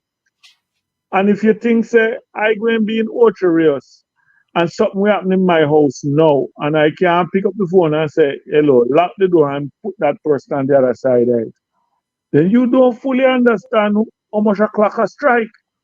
They don't have any hesitation in declaring the amounts of money we get in remittance as part of our so-called glorious financial state. Stop saying it and see what happens. Bravo, bravo, bravo. Yes, You sir. know, last night, one of the things that the Prime Minister said last night, and I have it here. He says, go ahead. Yeah, he says, where's it? The diaspora. He was talking about the synergy between the diaspora and Jamaicans living at home, right? And the country itself. And he says, we have a role in helping to guide the conversation in Jamaica to regulate violence and other things. And so it's almost like they're speaking out of both sides of their mouth. They want to come and tell you that, listen, you know, yes, we need you. We need your expertise. We need your skill. We need your money. We need you to come and do all these things. And then over this side, they say, but don't get involved. We don't want you getting involved in anything that we're doing here. Just mind your business. Send your money, and and that's fine. Or similar to what Minister Horace Jang said, and I think he said it in reference to a question posed by our esteemed panelist, the good Dr. Rupert. He said to him, if Rupert had asked about, experts in the diaspora coming back to Jamaica to help the JCF, and he said, if you want to come back and make a speech, yeah, we'll approve that. If you want to give stuff, yeah, you can give it to the embassy, and they'll make sure that the things will find their way to us. But don't come back here and think that you're going to sit and work alongside us. It's not going to happen. And yet they're swimming in a crime problem. They're swimming in a crime problem. You're kidding, right? You're kidding, right? No, he said it. No, I just wake up as Red Van Winkle. You're kidding, right? No, are you joking? We have the recording. We have the recording. I don't have any brief for Dr. Francis, but we served in the same organization at the same time, and he was a higher rank than I. So I am here to be able to tell you, if anybody thinks that I am good at what I do, I thank them. But the gentleman there, Dr. Francis, will forget more about policing and military operations than most people here now will ever learn. Hmm. You have any, Rupert, you haven't told them what you used to do? We know what he used to do. He told us about it. And them don't believe it? No, we believe him. We believe him. Is that is a question? It's a question, brother Smith, that they don't want to hear. I went to them. We have papers. We have documents. We had grants to do it. Everything, and they denied it. And the problems that they're having right now is the problems that we were addressing almost 10 years ago. So I mean, we have it in evidence. Does this phrase ring a, I don't want to say bell, strike a chord in your mind? The work mash up? Work, mash up. Mash up. Mash up. Mm-hmm. You know something, gentlemen? I heard the Prime Minister, the most honorable, because that's what they said, you know. And with all due respect, he's everybody's Prime Minister, regardless of what. The most honorable Andrew Michael Holness, A.K. Brogard. He said at the town hall meeting in Washington last night that Jamaica is a democracy. So the question I wanted to ask him last night, I have the questions here, but I want to ask him last night, I want to say to him, Prime Minister, if Jamaica is a democracy, we just said a while ago, sir, why is it that you are in the Parliament of Jamaica cannot name the 6 people on investigation, yet you're saying Jamaica is a modern democracy? And the people who in the audience in Washington don't see fit to ask the Prime Minister why they can't name the 6 parliamentarians. Go ahead, sir. Allow me to leave on this note. I wish you don't All leave. animals are equal, but some are more equal than others. I was gifted with being in the educational system as a student at a time when we had to learn stuff like Animal Farm and Shakespeare and the Shakespeare plays of Julius Caesar and the rest. And as we went through life, we saw what was being taught to us manifesting itself. So we were able to recognize it when it arrived. I am simply saying this. Ambition should be made of sterner stuff. Mm-hmm. And I sincerely hope that most people will understand what it means to bury Caesar, not to praise him. We're not going to leave out Marie nor Carlos, you know. Just for a moment, we bring you guys in. But before you go, Major Finzi Smith, the question I want to ask tonight, and I know it's one government in power, as they always say, but why is it the People's National Party so silent when it comes down to the whole naming the 6? Why the opposition leader and the People's National Party don't come together and formulate a demonstration or something? And why is it that the diaspora is so silent? Allow me to say this.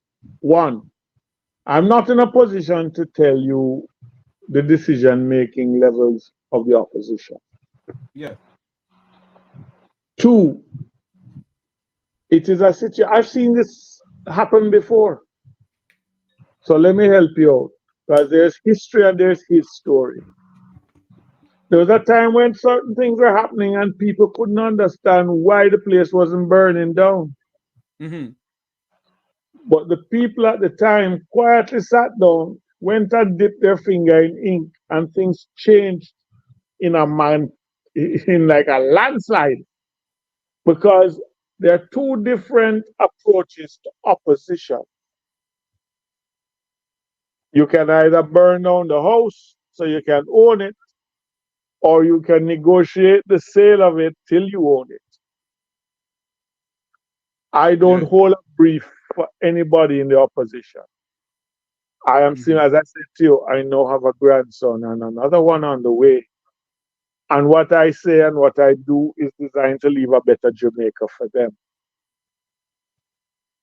if we as a people keep talking about it, sooner or later somebody will hear. But I would not want to see the current opposition take to the streets because you will give somebody an excuse to take certain actions.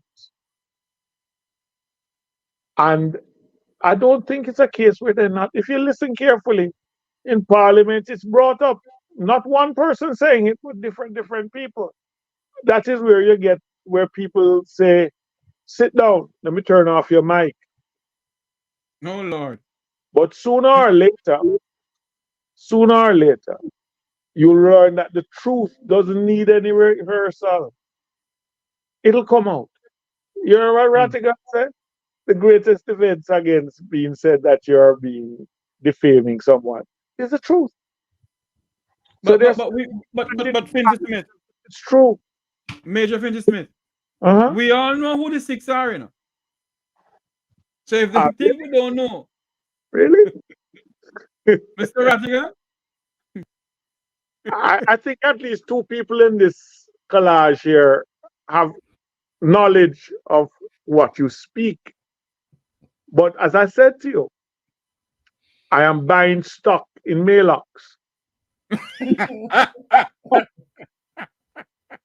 I wanna commend Major Smith for his being able to speak so directly, and I hope that the audience listening, we're not afraid to talk because, and we don't believe in violence. Violence is not going to resolve anything. We believe that we are a democracy. We should act like a democracy, but certainly we're not acting as a democracy. We're acting as an autocracy right now. We have people who do not believe that they should be questioned.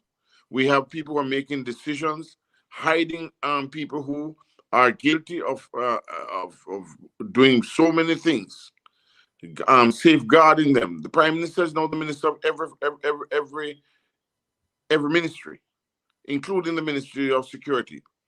He says that crime is a psychological phenomenon, and it's we not mail-ups this time. We need some more serious drugs to give Jamaicans, to help them to balance their thoughts. Not so, Mr. Prime Minister. People have learned violence and so on is a learned behavior, basically. It's a biopsychosocial event, but it's more of a learned behavior. Jamaicans was never like this when we were growing up. Jamaicans didn't behave like that, and they did not do the things. For example, we say we're a nation of God, but it looks like we have moved away from that, right? And we have gone into a different sphere. I ask you, the next time anybody was listening to this, and those who are criticizing Mr. Rattigan, and I'm glad my brother is here in arms to tell you, as a person who studied the military and have gone ahead and done many research on the whole subject. We have to take the hand of Jamaica. We are a nation, like we are destined to be paradise, or we are in a paradise, but we can lose. Paradise was lost. Remember that book, Paradise Gained, Paradise Lost. And there was a book that Mr. Smith did not tell you about, was Far From the Maddening Crowd. Okay? Right? Far from the maddening crowd. So I'm saying to you, let's get away from the maddening crowd and let's deal with the issues of leadership. It is leadership, right? And it's servant leadership, not autocracy. And that's what we are faced with. And we must understand, and arrogance to believe that the people of Jamaica don't matter, and worse, that the people of the diaspora are nothing. That's the issue. People of the diaspora is nothing. After I was pin-sacked in Jamaica, had to leave my home in Jamaica, and I could not get a job in Jamaica. I come to America and I work hard, and I'm where I am today. And yet my own people do not want to accept me.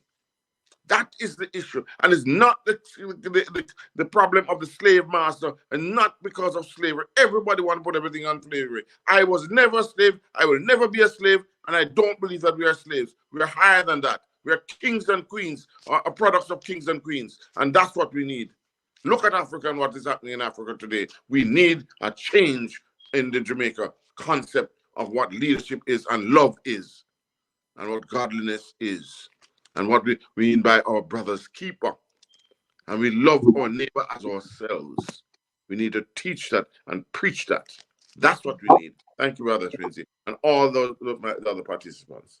Sir, it has always been a pleasure to be in your company from we were in uniform together, and it is no different now. Because at least I know when someone like you speaks, you speak the truth and you speak it ever. Cost it what it will. Absolutely. So I have to leave now, but I leave you with this. It's a Bob, but it's not Marley. I was drawn into myself, observing all this time. From every angle I could see, my people are meeting hell. Brothers are drawn to crime, so they die from time to time. And we'd like to ask you leaders, what have you got in mind? But I feel the fire spreading. It's getting hotter than hot. And the haves going to want to be in the shoes of the have-nots. If the sign is on your door, you may be safe for sure. But if you're in pretense, you're on the wrong side of the fence. Another thing I saw in visions right in front of my eyes. Sisters prostituting, selling away their lives. They get but very little pay. The ones who clean the mess, while minorities have set up themselves and claim to be the best. But I feel the fire spreading, and it's getting hotter than hot. And the haves going to want to be in the shoes of the have-nots. If the sign is on your door, you may be safe for sure. But you see, if you're in pretense, you're on the wrong side of the fence. I agree. Thank you. Major Robert Finges Smith, a man who don't mince word. Thank you for coming on, sir. I wish you were staying longer with us. Well, sir, I get the feeling that I'm already in deep water. I'm treading viciously, and I don't want to get over my head. So I am happy that my little contribution may have been well accepted. But there comes a time, as Mr. Francis will tell you, when you retreat to gain higher ground. Indeed. We have to drive the Jeep and signal the plane, of course. Yeah, but you see, once you have faith, sooner or later it'll all come out in the wash. Can't hide for too long. Truth is like sun, it's come up in the morning. Yes. Thank you so much. Thank Major you all. Robert You're Finges safe Smith. and healthy. And my friend, Carlos, you have a fan. I know some people can't stand what you say, but you have a fan. Mm. You may not say it in the nicest way, but you have a Unmute your fan. mic, unmute your mic, Carlos.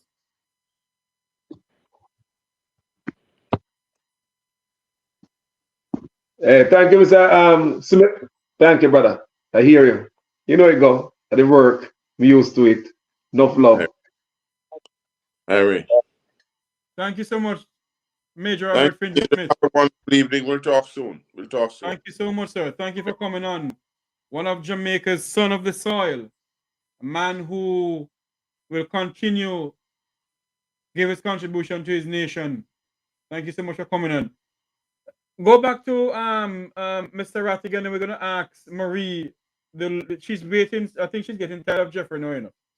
She's waiting because she hasn't said anything. Marie, and you and Carlos, what is your views on the whole standing situation where Jamaicans don't have any standing in Jamaica from the diaspora? Then I have Mr. Rattigan come again. Okay, it is rather unfortunate that we're talking about this, because during the pandemic, it wasn't tourism that brought in the money to help shore up the Jamaican economy. It was the diaspora through remittances. Mm-hmm. So it is disrespectful to say that Jamaicans have no standing when money through remittances, we contribute more to the economy than tourism does. And I have to go back to the trolls, you know, when the trolls are trolling, while Jamaica is burning. How can you come out? You see so many things happening, and all you can do is come out and attack someone for standing up for standing up for the children who don't have hospital beds, for the people who don't have hospital beds, for the children who are hungry, for the policemen who don't have patrol cars, for the hospitals that don't have ambulances, for the schools that don't have proper infrastructure, for the roads that need fixing. So when you say that members of the diaspora don't have standing, you're basically saying we should not care, the diaspora should not care about what is happening in Jamaica that affects Jamaicans all across the board. All across the board. You know, they talk about Vision 2030. We need to address the nightmare of 2023 that we're living right now. That is happening right now. And if we don't fix now, then there'll be no Vision 2030 to be proud of. None whatsoever. And what the Prime Minister's town hall yesterday was a disgrace. I am shocked that people did not ask the questions that needed to have been asked. They're asking softball questions when you have a prime minister whose statutory declarations have not been verified 3 consecutive years. You have a prime minister presiding over an administration that has 6 of his members under investigation for illicit enrichment, and no one from that audience asked such a question when given the opportunity to ask that question. So I don't know what his purpose here is, because quite frankly, it's you know, he serves no purpose right now more than to just walk around and make noise. Yeah. He is the prime minister and we respect the office, but the person in the office has denigrated the office. It is not about the office right now. It's the occupant of that office who has brought so much disrespect to the office through his actions, through the things that he says, through the things that he has done, through the things that his administrations have done to the Jamaican people. They have no regards for the Jamaican people. How are they going to have any respect for people in the diaspora? They have no regards for the Jamaican people with their SOEs that are unconstitutional. They have no regards for the Jamaican people, so they just walk all over the Constitution while violating the rights of Jamaicans. Why would they have respect for people in the diaspora? So right. Callers, then we go to Mr. Rattigan. You see, all we're talking about here, a lot of the things that we're talking about here is a symptom of a structural corruption, you know. Jamaica need to clean up, and there's a structural corruption from both sides. And to all the people and we think they are people, me and the PNP, me and Labour, I tell the guys all the time. Let me show you something right here, sir. None of these guys in office not gonna see people. Listen to the Jamaican people. Anything we do must I think about our grandkids now, our future, if we have kids. And then we are thinking about not some flour and some rice or whatever we can get now, pot some road or some contract. We have some structural corruption issues to deal with. Watch this issue right now. Think about politicians, and these guys are disrespectful to us over in the diaspora. Maybe that's why them don't really make we get involved in too much, because we come over here and we see good governance and how politicians behave and what they do and what they don't do, and we see politicians get punished for less than what they do in office. We go to Jamaica and tell them, say, look here, the hospital they have out there have pen, and also the hospital we have over here, look. We point out all these things to the Jamaican people. Let me tell you about a major structural corruption in Jamaica that is going on for decades on both sides. Guess what? None of these guys have ever worked for the Jamaican people. 100%. They have never gone into office and work 100% for us. Imagine this. We overseas know that whether England, Canada, America, that's why them can't take we in. We know that these politicians over here cannot go into office with their personal business. You have to separate yourself from your personal business, place it in a blind trust. But PNP and Labour, and these guys who come into office who they choose, these are guys are some big neck rich guys with some big business, some CEOs, and have people working for them but they cannot allow to drag their business in office. What time do they have to work for us? Check out a man like Mr. Tufton. Sold shareholder of rice importation in Jamaica. A few years ago, him state said him turn it over to his son. What time Mr. Tufton have to do our business? Plus, you are the sole shareholder of rice importation. So I'm considering warehouse, people working for you, forklift, trailer, container, all this type of stuff, distribution, all this type of stuff. You understand me? Then look on the Prime Minister's wife.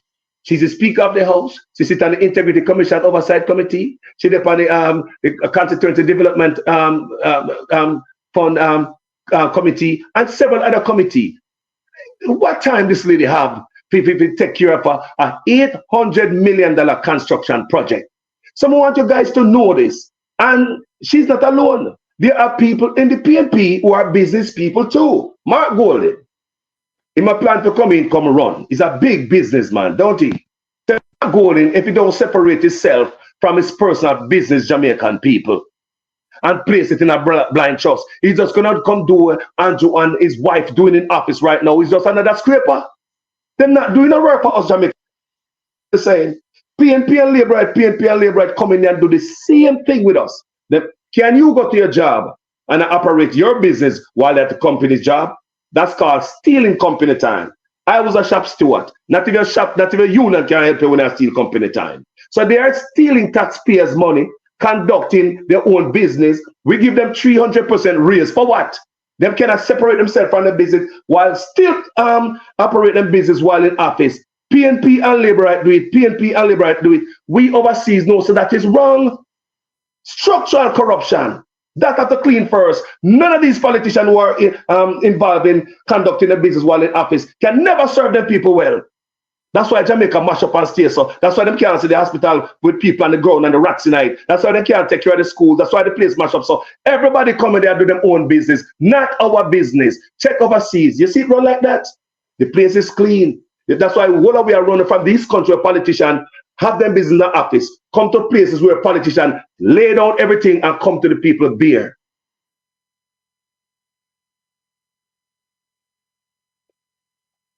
Make sense? Thank you very much, Carlos. Thank you so much. Mr. Rattigan, let's continue with the whole, unmute your mic, let's continue with the Jamaicans in the diaspora do not have any standing in Jamaica. Yeah, I mean, that's essentially what the judge said. And like I said, I respect his opinion, but I respectfully disagree with it. And so we're at the appeal stage now.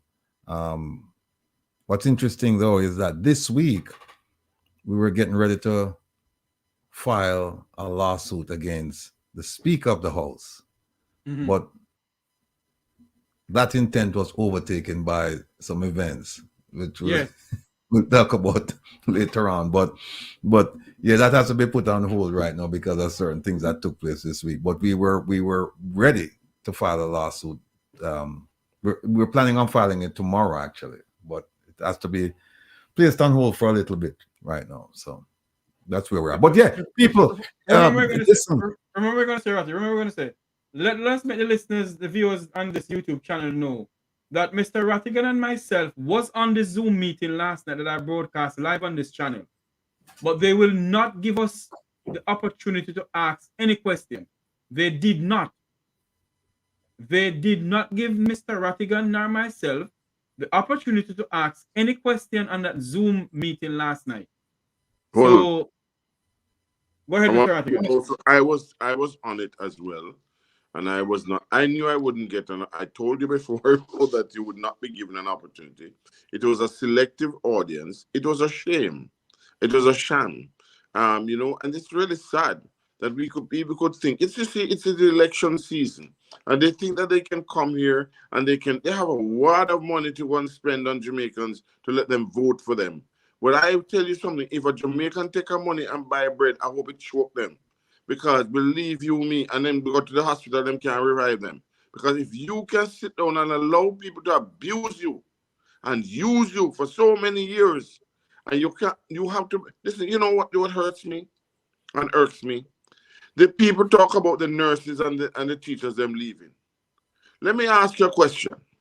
If you open the gate right now, how many people are leaving Jamaica? And some people, the worst part about this, some of our Jamaicans will not face the truth because they're benefiting from it as well.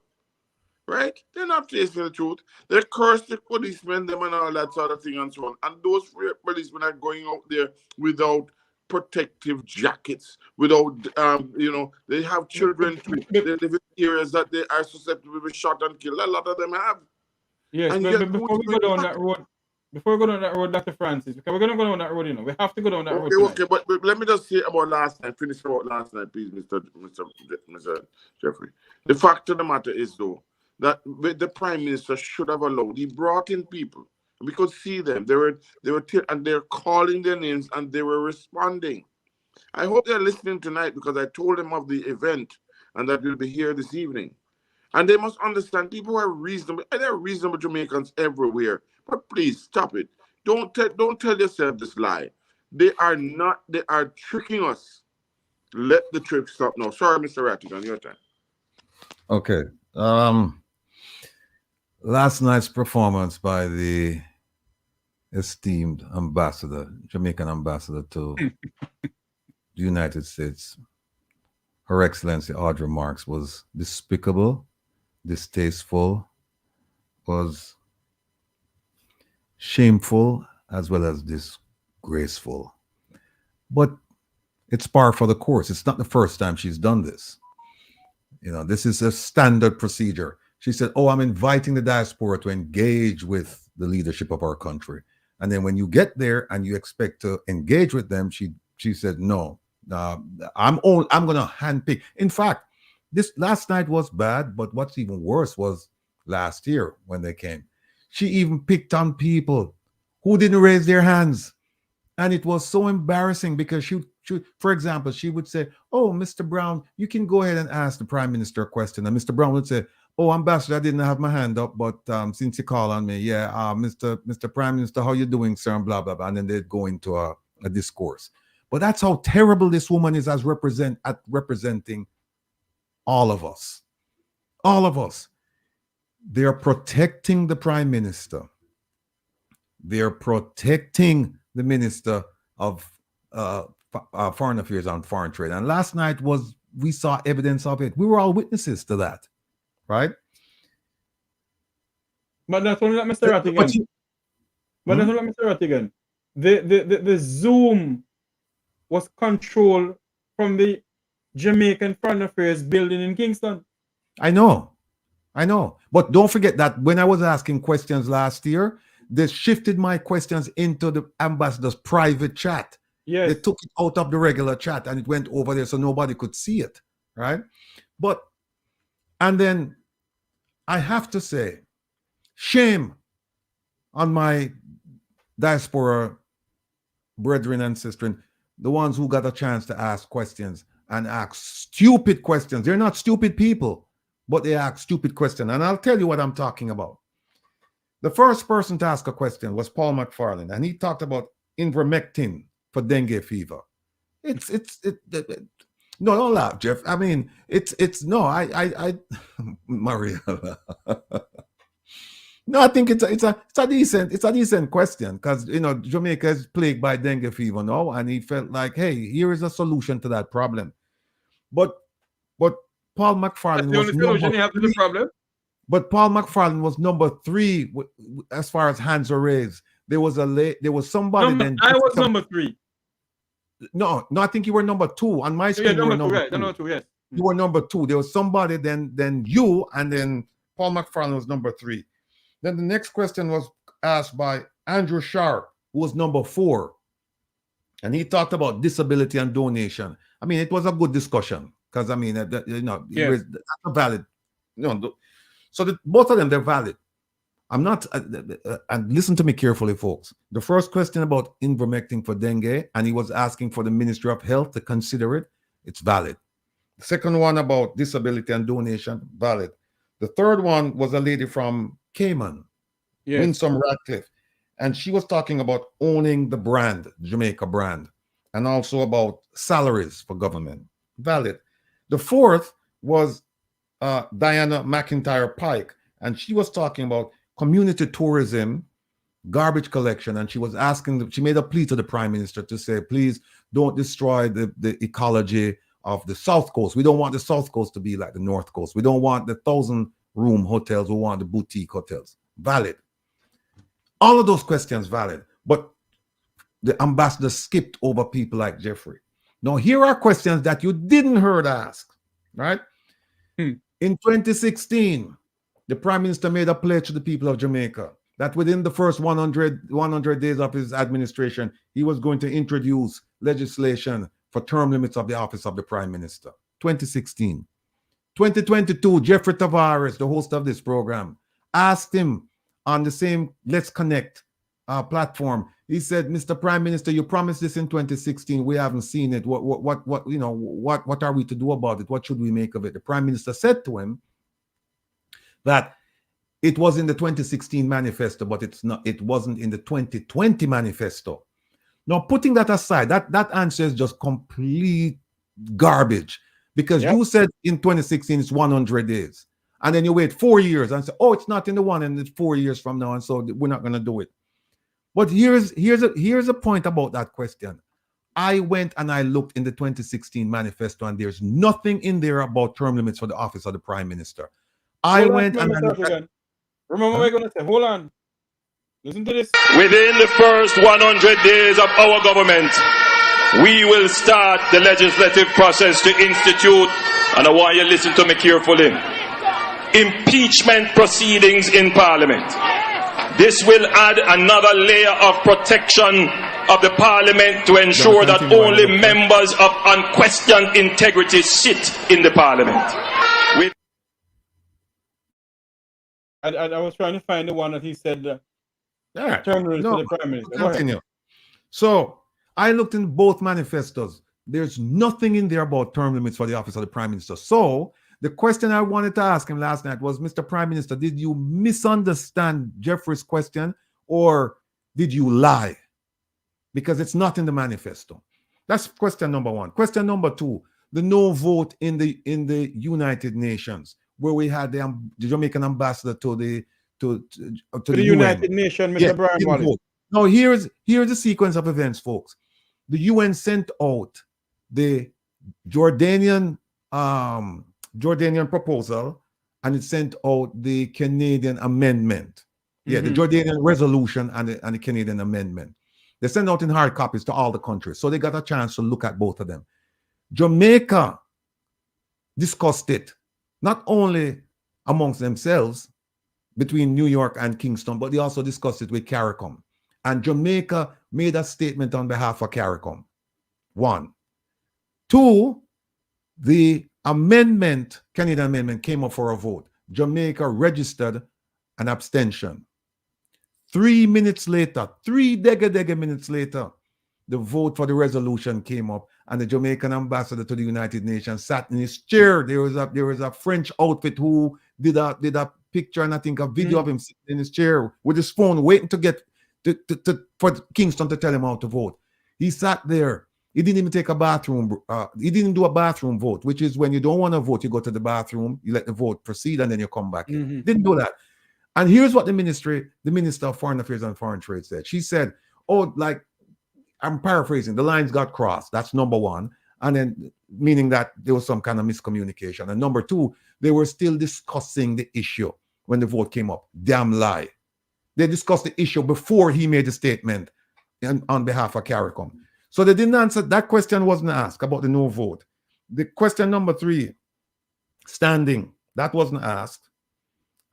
Because the question I really wanted to ask was, the minister said in her moving papers before the court that I didn't have standing. So we're going to ask the Prime Minister, do you agree with her and the judge that a member of the diaspora does not have standing to bring this action against a politician in Jamaica? That wasn't asked. The Prime Minister, question number four, he talked about his legacy more than popularity. See, he said, I care more about my legacy than political popularity or favors, and that he wanted to leave Jamaica in a better place than he found it. Now, since 2015, the homicide rate hasn't dipped below 1,208. That's the lowest it's been in a long time. 2015, it was 1,208. It hasn't approached that since then, right? And despite he said that they've spent more money fighting crime and they've also received more international assistance. And he promises the citizens that they would sleep with their windows and their doors open. And they have Zozos, and they have SOEs, and they have all kinds of initiatives. So the question is, why should we believe that you will be able to deliver on this promise? You haven't delivered. From 2016, you've been making these promises about Plan Secure Jamaica and the National Security Plan and Operation Relentless and all of these things. And yet still, you haven't approached 1208, which occurred just before you took office. I have two more questions. Question number 5, Grace McLean, Dr. Grace McLean, the former acting permanent secretary in the Ministry of Education. Allegedly, she oversaw disbursement of $100+ million to an outfit that became privatized. And they said that allegedly she's responsible for 11 million of those dollars going to that outfit. Now, they have a procedure in Jamaica where you have 3 years if you want to get the money back from that person.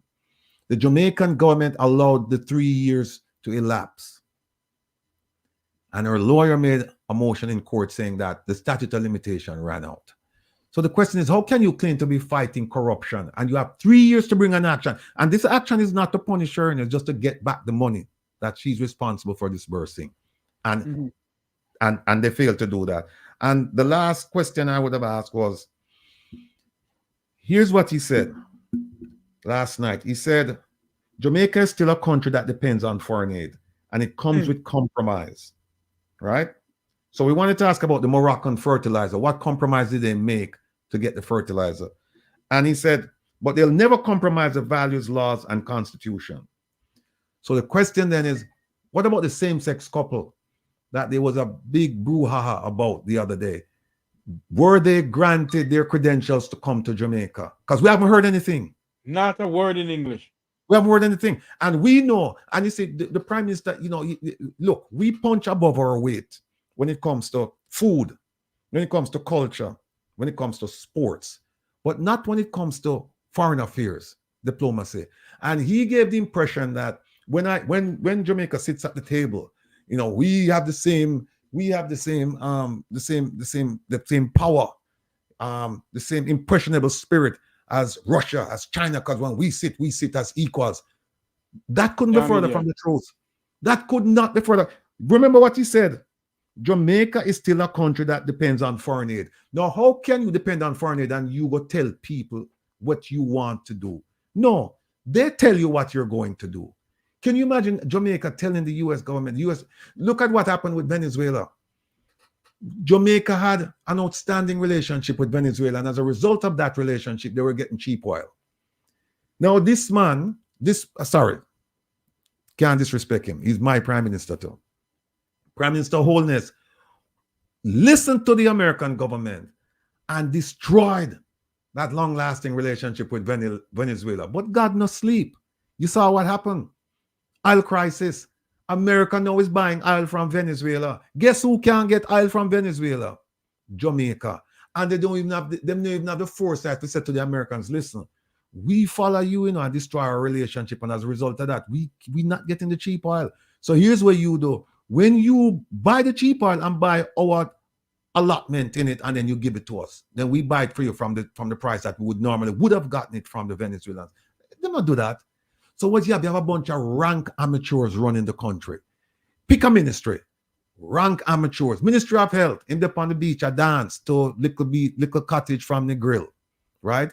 When him should have and then a skank and a shaker, right? When him should have there, the optics just bad. Look at Cornwall Regional. Look at Sablamar. Look at the one in downtown. Look on all of the hospitals.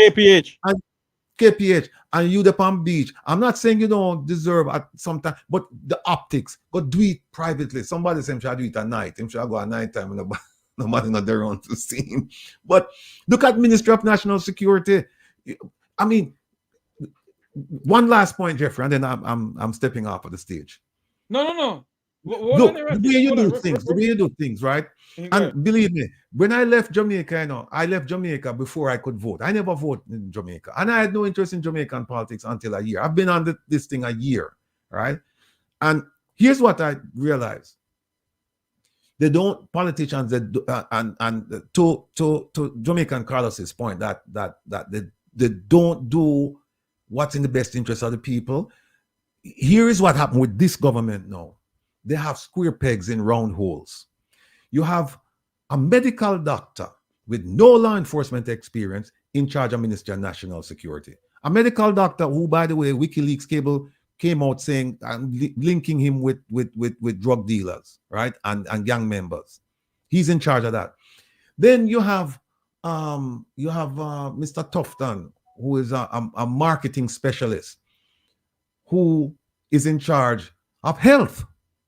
The doctor is not in charge of health now. The doctor is in charge of national security, and the marketing person who should be in the Ministry of Tourism is over in the Ministry of Health. Then you have a Favour Williams, a Minister Favour Williams, who went to two of the finest institutions in the world. She has a degree in economics from Harvard, and she has a master's in business and finance from Wharton School of Business in Pennsylvania.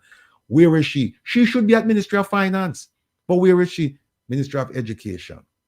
And the beat goes on, and the beat goes on, and the beat goes on. So we shouldn't really expect much from these folks because they're misplaced. Then we have the Honorable Favour Williams. She should be over at Ministry of Finance. Who do we have at Ministry of Finance? The elevated and much vaunted and much ballyhooed. And I mean, personally, I like him, but professionally, I have some questions about him. Minister Nigel Clark, right? Mm-hmm. Mr. Nigel Clark is a mathematician. He's a statistician. He has a PhD in philosophy regarding mathematics and statistics. And logarithm and algorithm and tropical rhythm and all that. No, there is an agency in Jamaica called Statin, which is a statistical institute, right? Not to demean him, but that's where I'd put him. That's where I'd put him. And some people say, well, you know, the ministers, they don't really run the ministry. It's the permanent secretaries. I don't want no permanent secretaries running my ministry when I have qualified people who can sit here. So what them just yes people. So if the permanent secretary tell him something, to just believe. No, I want somebody who went to school in that and graduated in that discipline. I want to put them in that particular position so that when the permanent secretary come with foolishness, them can say no. That's not how it works. And that's why we have so much scandals, you know, because a lot of it come from the permanent secretary level.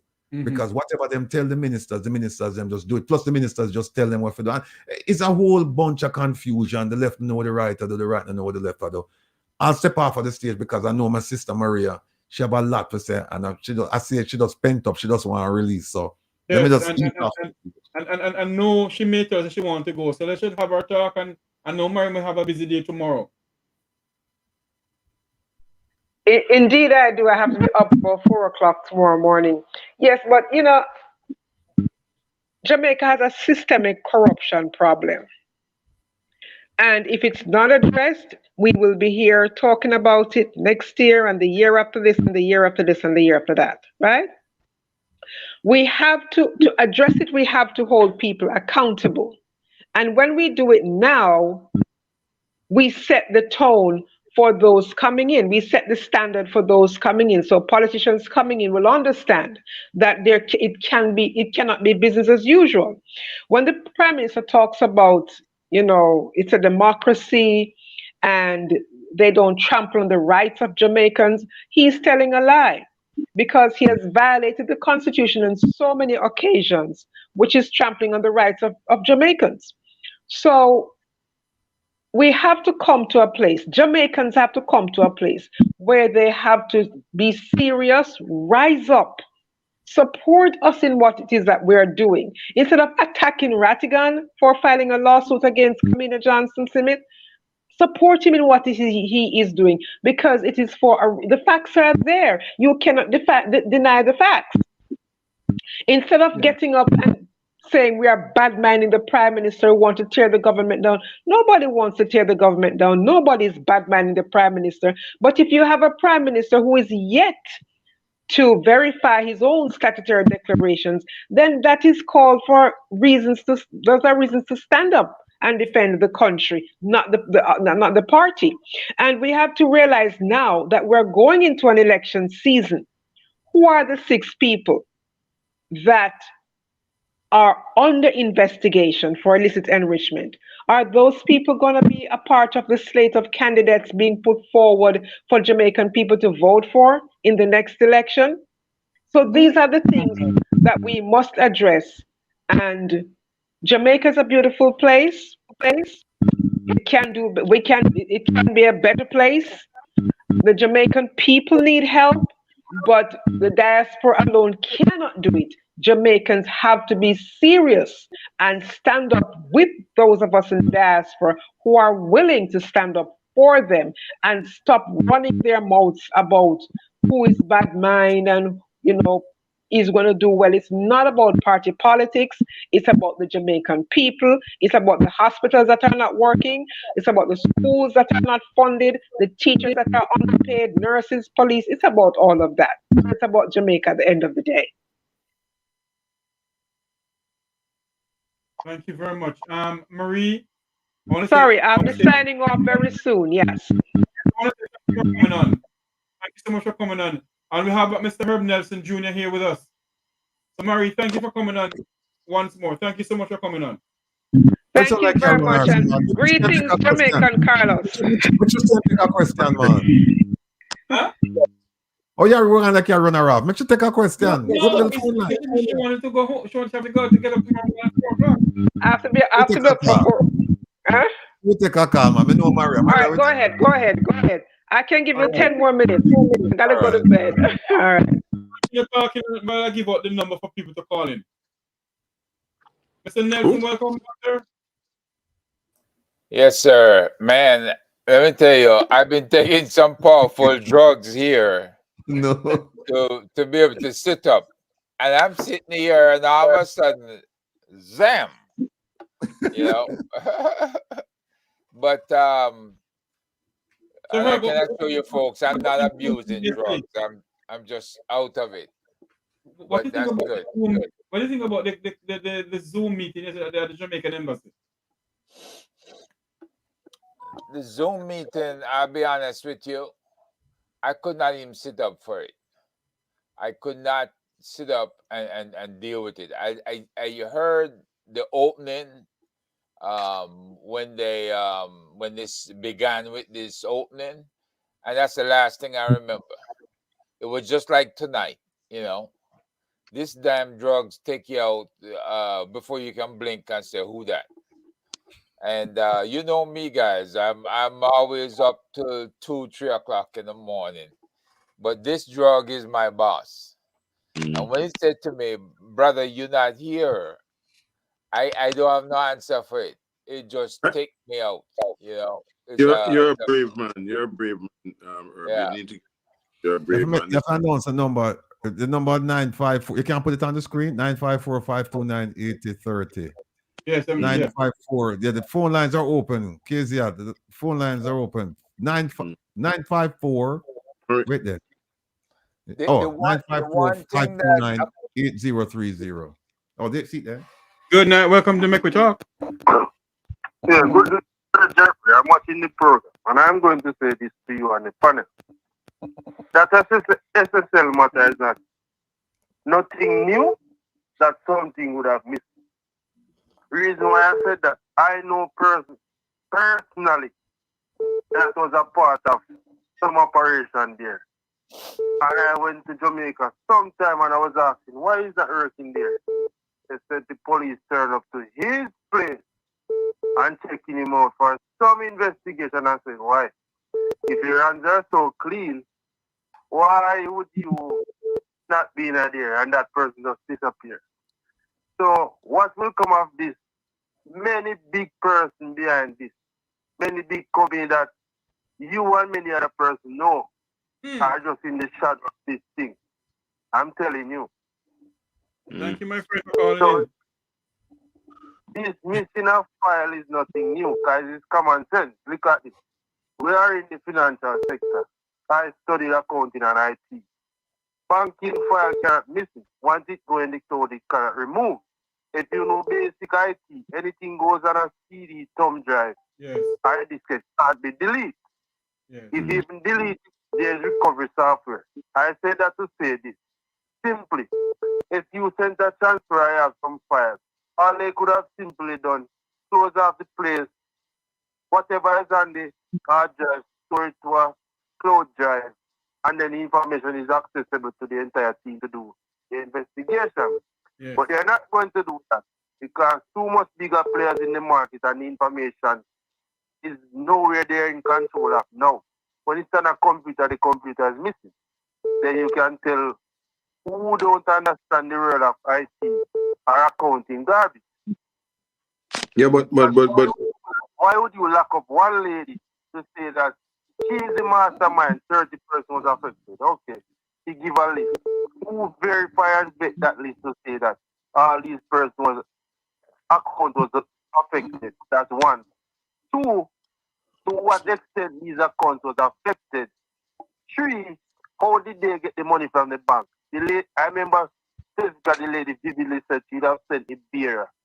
Where is the bearer at this point to have some question and answers? How did he get the money at the bank?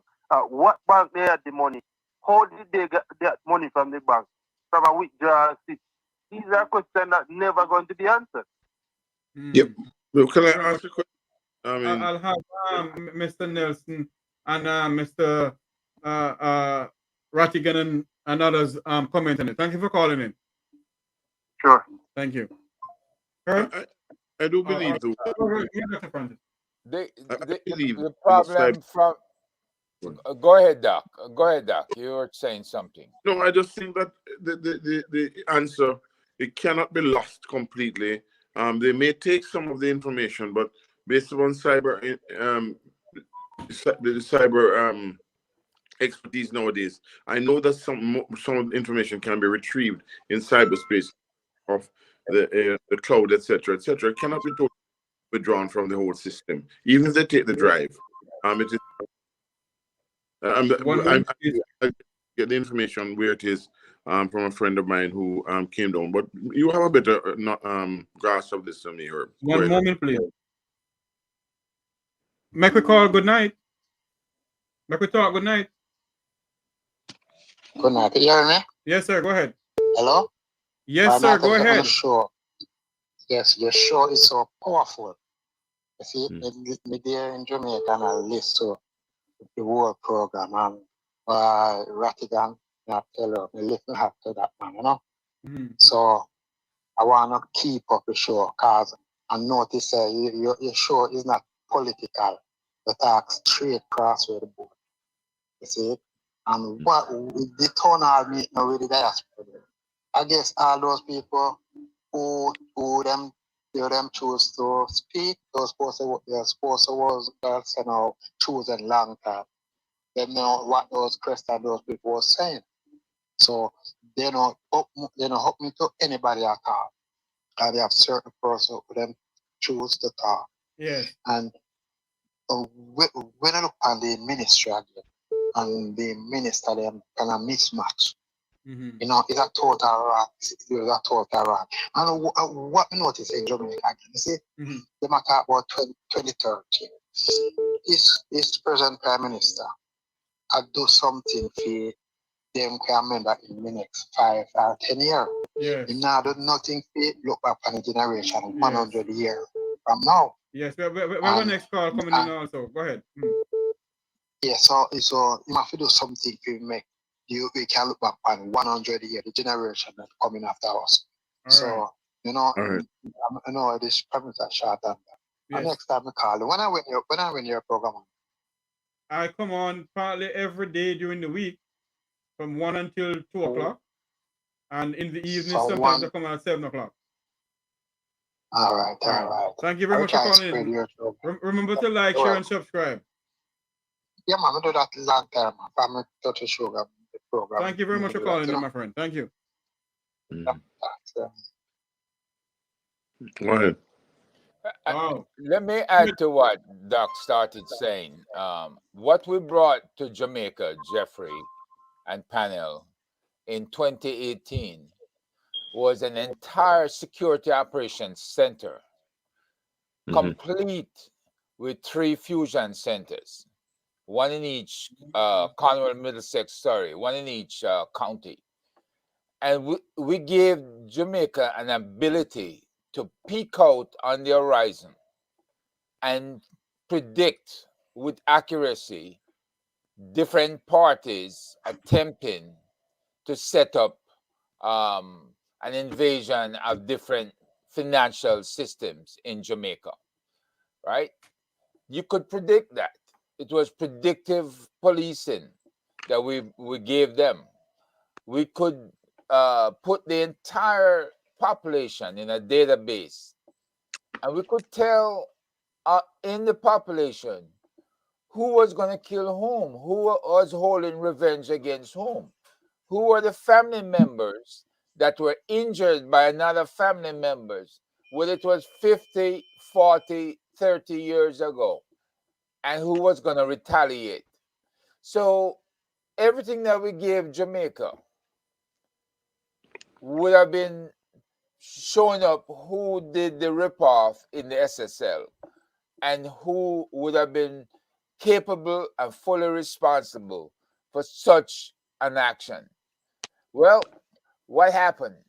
What happened was we end up running background investigations on all parties that we spoke to. And the person who ran the background investigation got scared because they saw where there was so much criminality within the government that they dare not leave that capability, that type of investigative software with those members in Jamaica. Yes. And as a result, it never happened. So we know that that whole SSL thing can be recovered forensically. Yes. And we know that it can be analyzed, and the people of Jamaica told exactly what happened. Yes. If they call the right people in, and if that English team that they're calling is worth any weight in gold, they'll be able to put together from start to finish what the owner and the CEO in SSL was doing to people's money. One moment, please. Before all of this money disappeared. And Absolutely. they can tell exactly how many accounts been ripped off. Thank Absolutely. you. Good night, Mek Wi Talk. Good night. Yes, Just like to thank you guys for doing what you're doing. It seems like the mass media is not interested in hearing the real news. And I really commend all of you on the panel tonight for going outside of your comfort zone, because it's not easy. It's not easy to go against the grain, and to take on the government, who is well funded, to debunk anything that might be truthful that you're talking about. Now, I was very concerned about the SSL to begin with, because of a lot of the people in diaspora invest in Jamaica. And they spent a lot of resources trying to encourage us to invest in Jamaica. And here it is, we have Bolt's money missing and other person's money missing. And here it is where the only avenue where you could actually get the truth, which is in the computers and what they have. I certainly hope that the JCF did their proper investigation before and wiped those computers and got exactly what they needed. If that was not done, these heads of the police need to go. Yeah. If that was not done, that's a serious. I mean, that is beyond serious. I mean, these people act with impunity, and I really like what Mr. Rattigan is doing. Yeah. Because over the years, all we can do is complain on it. Look how many people we have on Facebook and other entities speaking out against government. That's the only relief we get, that we can just talk about it. But here it is, he has something that is tangible, something that you can actually you hold him accountable by suing them, and the courts do what they need to do. Right. And I'm going to say this to you, if the courts do not go in the public's favor or represent the people, then it's a good indication of why we need to change the justice system. Yes, because it's not working right now. Yes, caller. It's not working right now. Thank you for calling. Yeah, man. Take care. Yes. All the best, guys. Okay. Bye. Good night, Mek Wi Talk. Good night, Mek Wi Talk.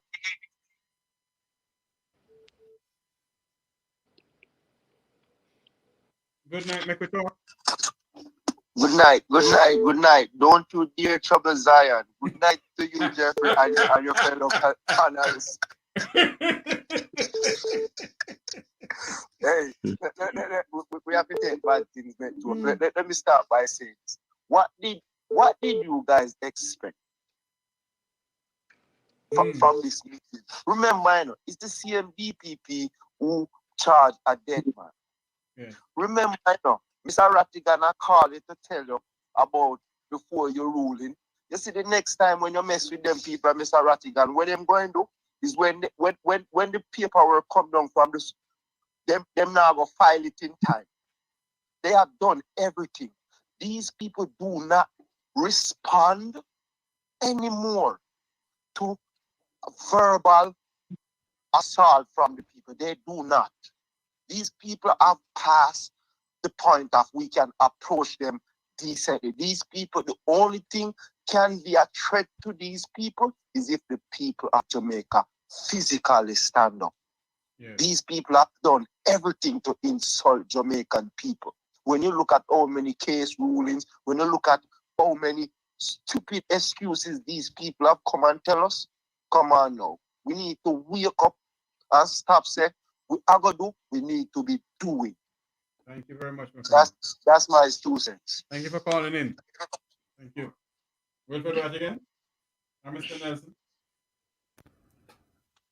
You forget me. You forget me. Jeffrey, you that you know. All I'm saying is that I want to give a shout out to all the persons who came on that said we told them about it yesterday and they came on and they're listening. I hope Paul is listening too, because I have a document for him that he wanted and I'm going to send it to him. A lot of people do not believe that what Rattigan has been saying about a plan, a crime plan, is there. They made that plan and they have not been following it. Right? And I think they should follow it by locking themselves up first. You know, because I think that would be quite appropriate at this point in time based on all the things that we have been saying. But what most important is that the people are listening. There are people out there. I mean, I'm not going to call in the names, but I would encourage you to call in and make your voices be heard, because unless your voices are heard, like Maria and everybody else has said, everybody said, and you know, guess what? We ain't gonna go forward. Yes, Brother Carlos, you're a brave man. I'm glad to know you're in the next caller, Dr. Francis. Sorry, we have a next caller. Good night, caller. Welcome to Mek Wi Talk. Right. You're talking to me, sir? Yes, sir. Good night, caller. Mek Wi Talk. You're live on air. Yes, good evening, everyone. This is yes, I don't know who may be. Good evening, panel and everybody here. You know what is so saddening? The people of Jamaica and some of these persons that are on this in the audience here, when I read some of the comments that they are saying, it saddens my heart.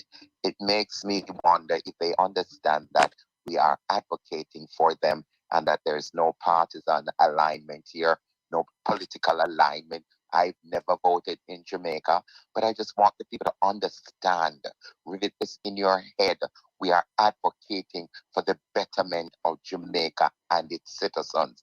And if you're going to take a partisan approach, because from you come up, your mother, your father, your brother, your sisters, and your generation go way back, been voting a particular party. Now is the time to no longer look at it in that light, but to see that Jamaica is imploding and that we're on a free fall. And if we do not take the bull by the horn, we are going to crash land somewhere where we'll not recover.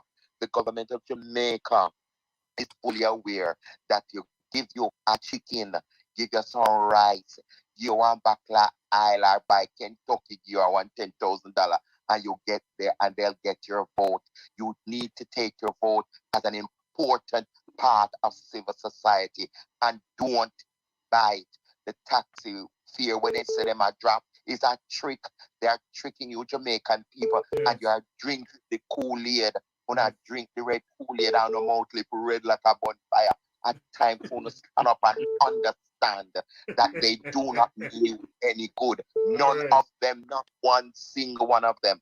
I want to talk some more, but make I keep quiet because other people want to talk. Yes. But I am so sad. I am so sad. I'm so sad to the point of tears. And you see that soup kitchen them, when me have a town, me go lock them down. Because when me see somebody comment them in the chat here, me say, some of una no good people.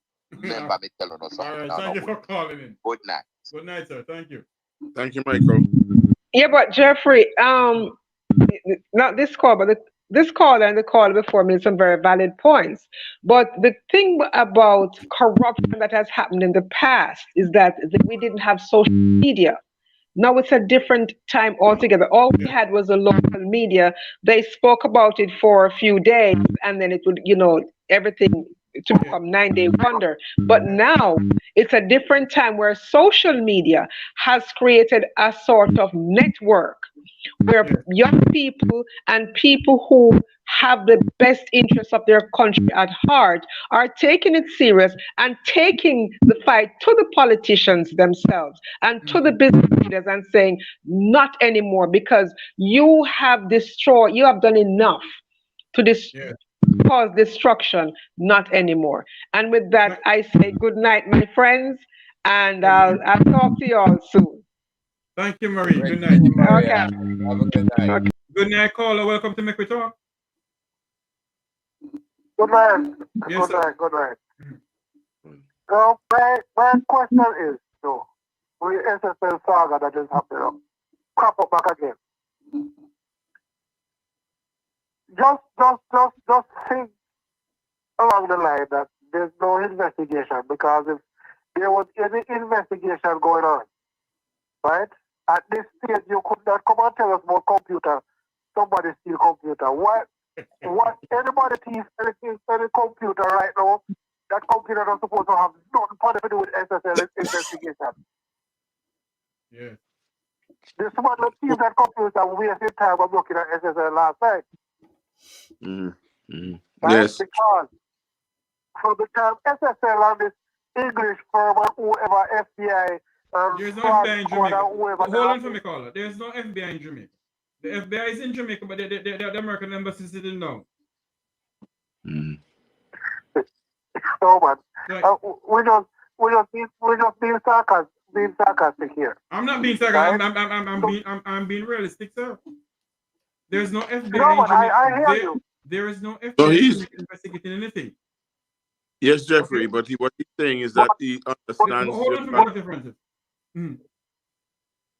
But what I'm also saying that there's no investigation going on. Exactly. Because if there's any investigation at all going on, you could not come on this stage. Come tell me that somebody took computer last night. That no make no sense. Yeah. Because the investigation is not over a long time and we'll get report. True.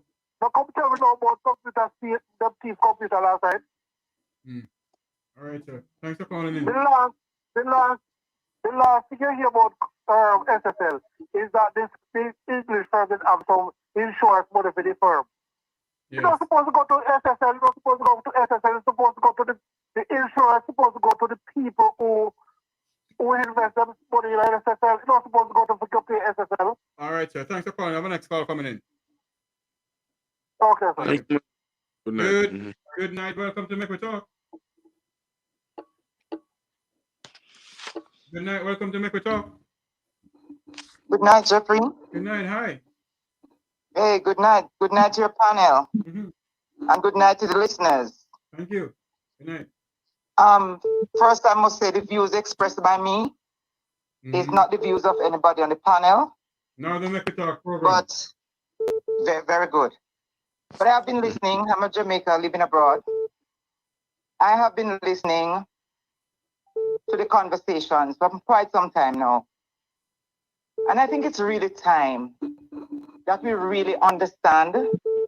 I hear you people talking about this not being about die-heartedness, whether labor right, JLP, and I really hope people are listening. It has absolutely nothing to do with whether you're PMP or you're JLP. It has everything to do with the future of Jamaica and the future of our children and grandchildren who are still in Jamaica or who might be migrating back to Jamaica. I am actually very hurt by the fact that, Rattigan could be told that he had no standing. He's still a Jamaican citizen. And I'm really wondering where. Yes? You don't have any standing either. Absolutely. And I'm wondering where on God's earth, where anybody could come from to really say something like that. And what I really recognize, again, before I go, I'm not going to stay long. Yes. What I really recognize is that a lot of us love to be bought. We just need a $10,000 for a belly full today. And it is all right. The people who need that is really okay. They don't mind. And so that is why when it comes to truth, and when it comes to speaking justice, and when it comes to seeking justice, and to tell people where they're wrong, the six still sitting in parliament. Yes. And the Prime Minister, that Jamaica is a modern democracy. Oh my God. Look at the SSL saga. That is just laughable. And to be honest, they needed to plan it. They needed to plan it better than that, because that is tricks are for children. Yes. And nobody's impressed by what they are saying. That was well thought out, well organized, and everybody knows that something was going to go wrong, because nobody wants to be caught. If anything should happen, and they should get that information, and we should see those people who are involved, you'll be surprised. Yes. It's criminality in high places, and we're not surprised. And I hope Jamaicans open your ears and your eyes and stop being stupid. Too many of us are being stupid for too long. Jamaica is for Jamaicans. Yes. We are selling out our country and we are behaving like we are all stupid. We are not stupid. Open your eyes and take the dirty stupidness out of your thinking. It doesn't worth it. Yes. Thank you for Jamaica is going to get worse if we don't wake up. We have to wake up, brother. Yes. Thank you for calling, caller. Yeah, blessings. Take care of yourself, guys, and keep doing what you're doing. Thank you very much. Hey, Jeffrey. Let me address two topics, two questions people ask. People always ask, say, what are talking gonna do? What bloggers gonna do? If it wasn't for bloggers, Jamaican people, you know what happened to Jamaica? Jamaican people, I hope you guys are really acknowledge that bloggers, we are doing a wonderful work. If we weren't around here, people, you know what happened to Jamaica? There's another thing that people ask in the comment section. You guys have to know that we're not in enough PNP labor rights stuff, people. Actually, how I look at it, I would have taken Andrew Onis if he was doing the right thing. You understand me? Anybody can bring just a nice, decent country to I and make sure I feel good, say, my grandkids, people, it's about my grandkids now. This is about my grandkids, not about me no more. It's about my grandkids, people. People have said, don't make the country. That's another thing where people up on social media and make the country look bad. We could have made the Prime Minister of the country look no bad more than the Prime Minister make it. People were embarrassing. We in the diaspora are embarrassed. You know when we see the Prime Minister does not sign a code of conduct, when we know they sign a code of conduct over here, so we're embarrassed.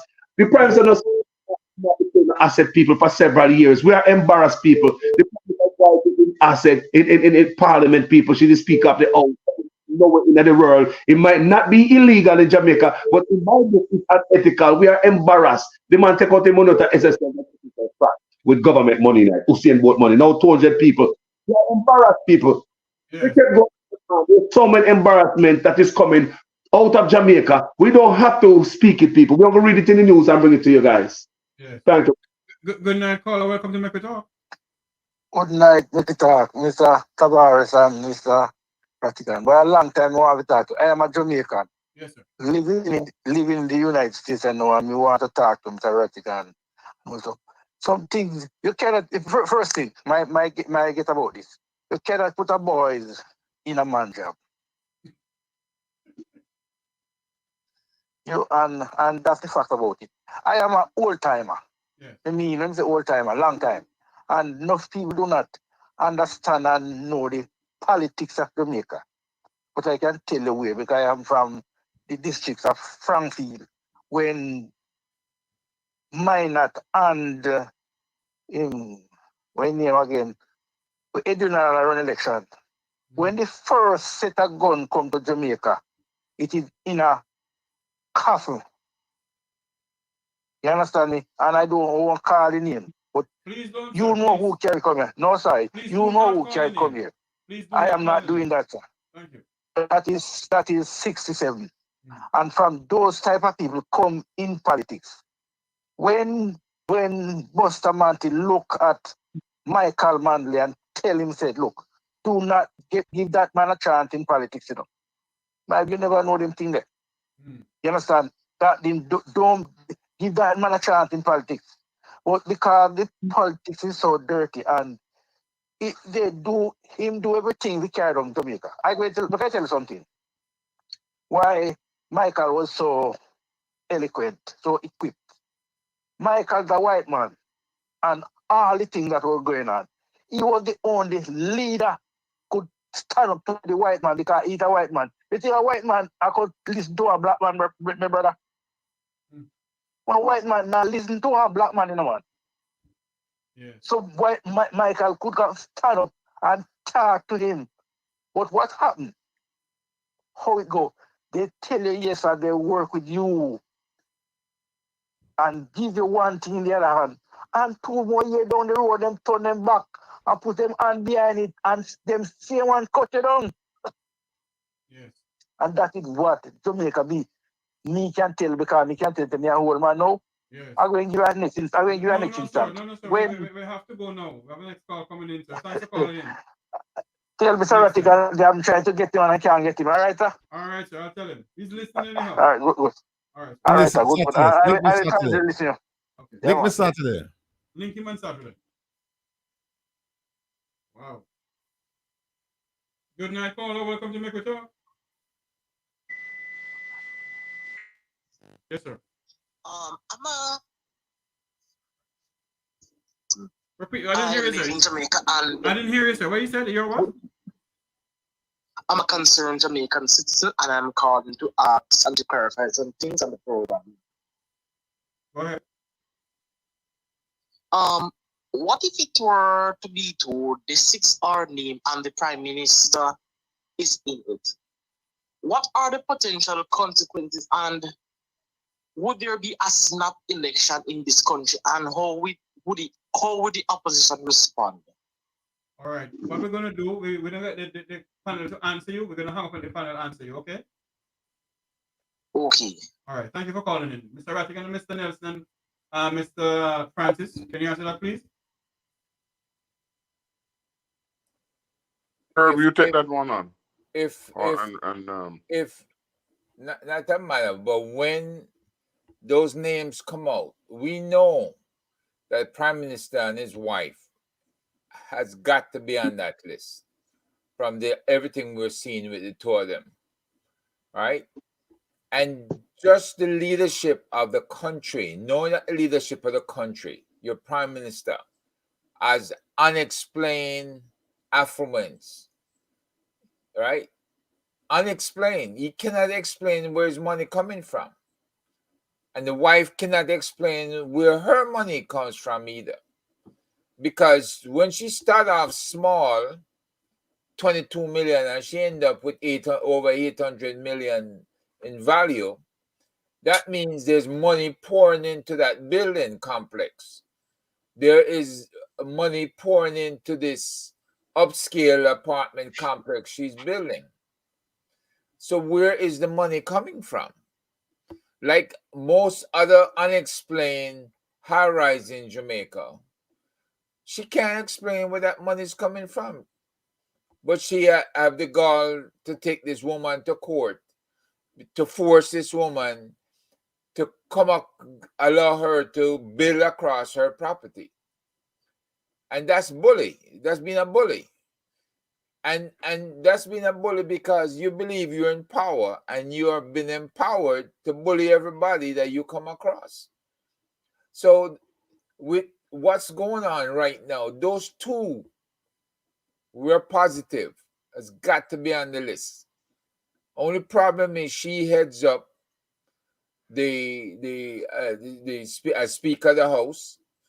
So if they give it to the Deputy Speaker, I don't know what influence the Deputy Speaker has to present it to the House without presenting it to the Speaker. And with her husband, he has not been able to file anything that Integrity Commission has accepted over the past 2 years. So we know that he didn't even bother file this year. So the bottom line, for 3 years now, he has not had any filing that they have accepted. So if that's your leadership team, and that's who we're depending on to be upstanding citizens, that our young people can follow their examples, then we're in bad shape. Very, very bad shape. And you know, I'll take those two. I'll let somebody shoot. Doc, you want to say anything else about Yeah, anybody I'm else? just gonna say that any state that would have the prime minister and his wife as speaker, and in those positions, it is a sign of trouble, right? And we cannot expect people who are in charge to, to be in charge of so important stuff. I'm trying to find the words for it, because to be quite honest with you, I don't see a word. When I look at the Constitution, I think that some people want to change the Constitution so that they can do anything they want with the Constitution. That's my personal horrific situation. That this is what they're aiming to do. They want to be in power forever. Okay, so whatever they can do, and then we will really be a banana republic, if you were to call it that. So that's from my. So when answering the person, I would say, I think that what should be done is that we should have by-elections, etc., etc. But it will not happen. It will not happen under that type of regime. That's my view. Good night, caller. Welcome to Mek Wi Talk. Good night. About the bus fare that the government has dropped to half. How can you have a company that not making money and the government drop the price to half just to use it to win election? This bus company, it's Kingston and St. Andrew and St. Catherine. And between that Kingston, St. Andrew and St. Catherine, you have 26 seats in that division, and that is more than 1/3 of the population, the voting population, and is 5.5 less than half of the candidates that are going to vote in the election. But this government chooses to use this bus company to try to win this election, because when you check it out, 26 out of 63 seats, and if you can win the Kingston and St. Andrew. Sir, let me ask a question, sir. Hold on for me. You have a question or a comment pertaining to what we were speaking about? No, I want your comment on the bus fare. Well, I am not aware of the bus fare increase. I knew there was something came out about no, not increase, no, decrease. Decrease, yes. Increase. I knew there was something. And it's not making any money. Hold on for me. I knew there was something about JUTC getting a decrease in bus fare, and I know JUTC is operating at a loss, but I haven't read enough in depth in it. Pardon me? Again, there's a finance minister come out and this wish, which it should be the transport minister. Sir, what I'm saying to you, I know that there was a decrease in the bus fare, and I know that JUTC is operating at a loss. So what I don't know if none of my panelists can comment on it. You can hang up on that, may have them comment on it, okay? Yeah. All right, thank you very much for calling. Mr. Tavares, what I think he's trying to say is that these people are trying to use a strategy to take the election by reducing the fare in the constituency. I think that's what he's trying to say. Okay. Good night. Welcome to Mek Wi Talk. Yes, sir. Good night. Go ahead, sir. How are you doing? I'm doing good, sir. Go ahead. I have a few comments, and make this one clear. I come from East Portland, Vaz Place.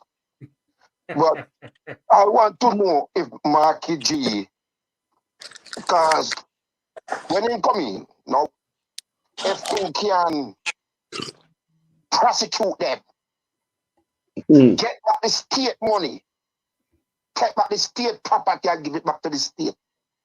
Because if he left them dead, then his two sons live rich. Receiver just as bad as the thief.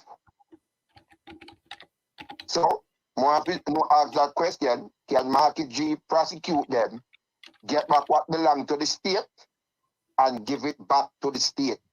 All right. And another thing, we live America and all over the world. We can't sorry for Jamaica people, you know, because they're not sorry for themselves yet. And we go there 3 times a year and preach it to them and they're not listening. Thank you, sir. All right, thank you very much. Any comment from Mr. Rattigan on the platform here? May I already say, Jamaican people back is not the Haiti that you know what Matthew who came out to protest the hotel. Look how many thousands of people in the hotel. Matthew came out all by himself, alone on his side. Jamaica people not ready yet. They need to get strong.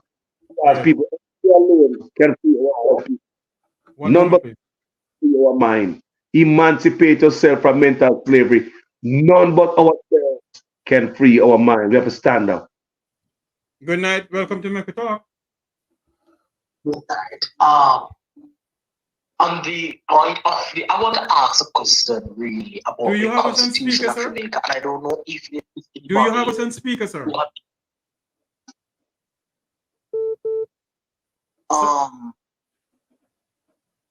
Do you have us on speaker? Go ahead. Yes. I want to ask a question, and I'm really concerned about this matter. About the Constitution. Yes, about the Constitution and how it flows in the country. I don't know if anybody can explain it really to me, but I want a quick clarification. If the 6 names are called, and what laws could be imposed to charge them, and how, what would we have to, what would happen to the country if next week, Thursday, however, the Prime Minister's name is on it, the Speaker's name is on it, the Deputy Prime Minister's name is on it, what will happen? All right, hang up for me, and I'll have Mr. Rattigan, Mr. Nelson, call us, or Dr. Francis answer the question for you, okay? Okay, thank you very much. Thank you very much for calling in. Mr. Rattigan? Repeat the question for me again. He said, if it happens that, good night, caller, one moment, please. If it happens that the names of the 6 people have to be the Prime Minister, the Speaker, and the Deputy Prime Minister, the Deputy Speaker, what will happen next to the country? And the Deputy Prime Minister. The Deputy Prime Minister, rather, yes. Dr. Chan, yeah. Constitutionally, the Governor General would have to step in. And step in and dissolve Parliament and then pick a Prime Minister. Yes. Good night, caller. Welcome to Mek Wi Talk. Good night, Mr. Jeffery. Good night, Mr. Rattigan, Mr. Herb, and Carlos, my brethren. Mr. Rattigan, my brethren. Yeah. Now, Mr. Rattigan, I want you to make the people them know, say, no matter what them type in the comment section, One Jamaica Legal Defense Foundation is going to get all these crooked politicians, GLP or PNP. The only cause they make you know, say, a few of them are kind of really say you can't do anything, but more you make them know, you know. The team from the United States, the American to like many of us. And we love the country, love it very much. And there are certain things that we know not going on, but our team, including your team, One Jamaica Legal Defense Foundation, will get the message to them one by one. So all who want bad mind, we just make them know that train leave the station already. Exactly. They just call to make them know. Thank you for calling in, sir. Yes, sir. Thank all you right. very much. You know, let me just add something, Jeffrey. May I? Go ahead. I have a couple of points here. One is people tend to say that you know, we criticize Jamaica and we always talking about the bad things. And even my good friend Tom Tavares, Vincent, he came on and he criticized the background, my waterhouse background here, and said that why don't I put up the waterfront and somewhere nice, because this is not good for the brand Jamaica, because him say white people will see it and think differently. Well, here's the thing, folks. There's a social contract between voters and government. And here's how it works. I vote for you, you provide service deliveries, right? And if I vote for you to build a road or to pave a road and you pave the road, you don't get no medal for that, because that's what you're supposed to do. Now, here's when you get a medal. When you pave the road and you realize that, oh, there's another road, and then you pave another road that, you know, we didn't contract for, then you get a medal. But if there are two roads to be fixed, and we agree that you're going to fix the two roads, I'm going to vote for you, and you fix one. And then when we complain about the one to fix, you say, well, look on the one over here, so you fix. You see the distraction? You agree to fix two roads. You fix one, and I'm supposed to big you up because you fix one. I'm supposed to ignore the one where you not fix, and then you give me a donkey for the one over there, so, and I'm supposed to satisfy, right? And the people move up on the road, all them out. You only get a donkey for one, you provide transportation for one person, and the rest of them suffer. People who need to understand this, that when you vote for government, you go for government to provide at the base level, to provide service delivery. I mean, to inspire and encourage and all of them find things. But at the end of the day, we're talking about kitchen table issues. And so I am not going to applaud the government for doing what it's supposed to be doing. And in fact, I'm going to criticize the government when it doesn't do what it's supposed to be doing. So when you're supposed to build two roads, government, and you build one, I'm not impressed. No, yes.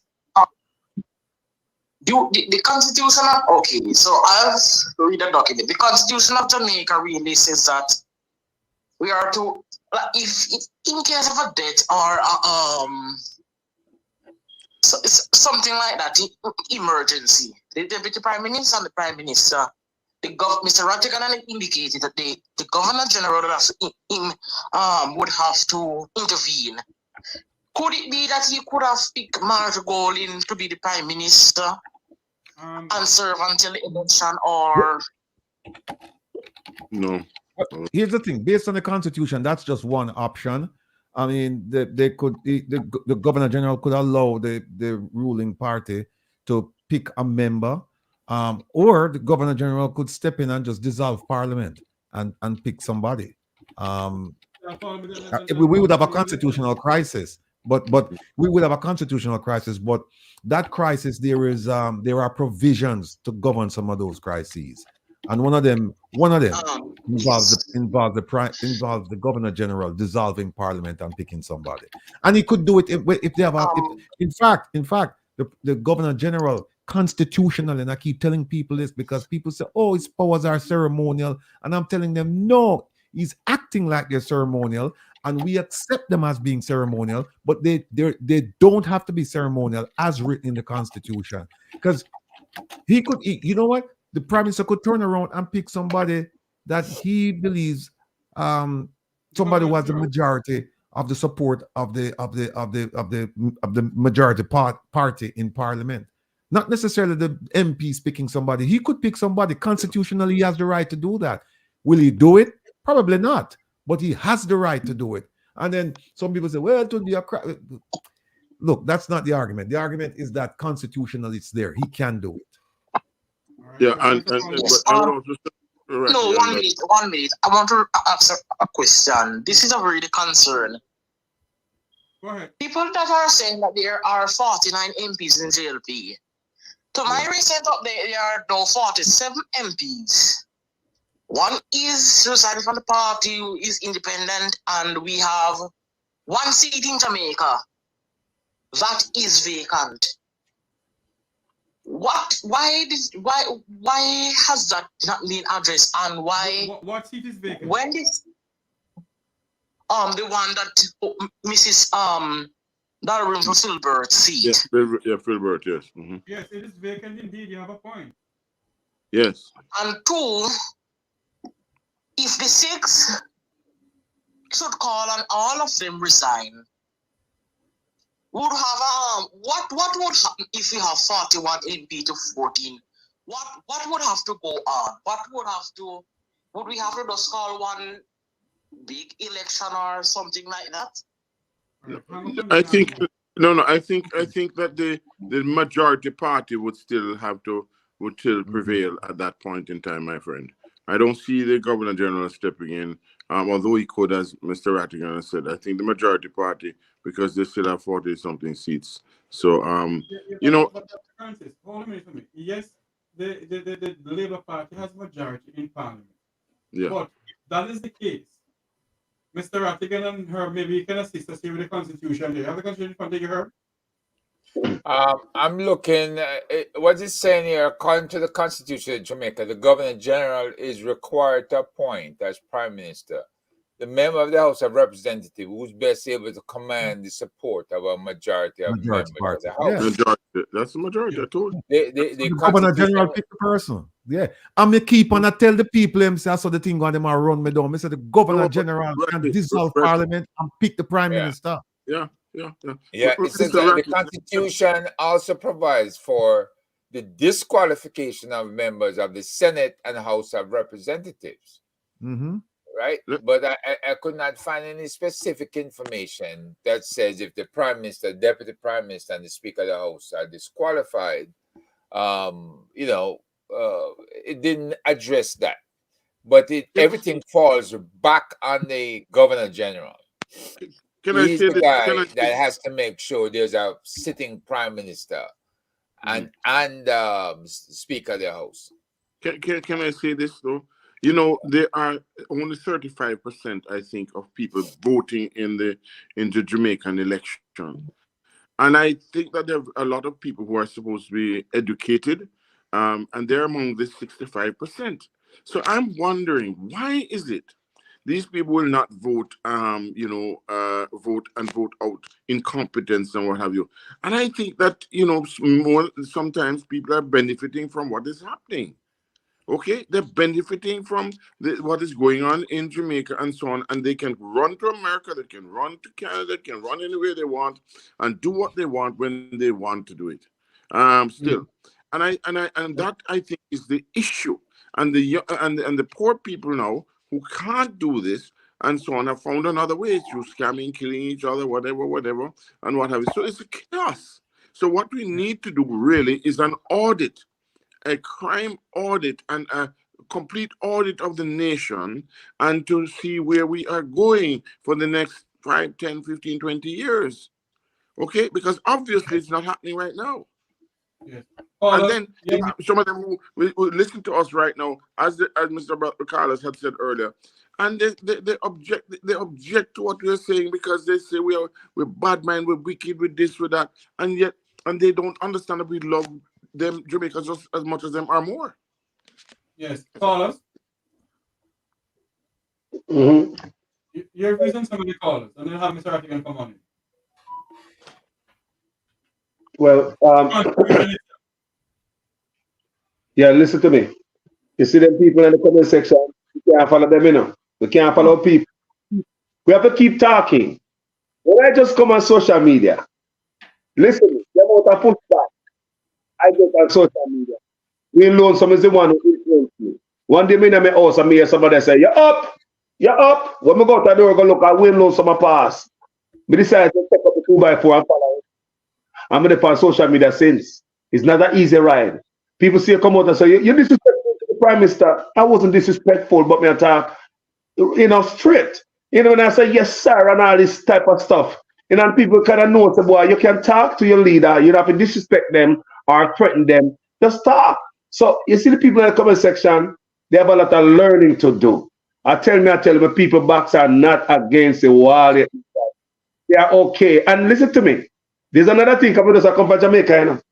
Don't think for a minute the people of Jamaica don't want to come up. People are scared. Jamaica people are afraid of the Prime Minister. I repeat, Jamaican people are afraid of the Prime Minister. They're afraid to talk. I talk to these people, they whisper. I made a call.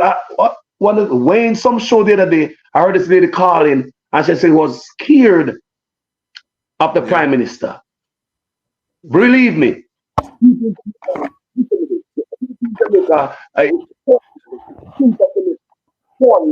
By this family. Yeah. Well, when you think about it, right? You have, I hear people call him crime minister and all kinds of minister, right?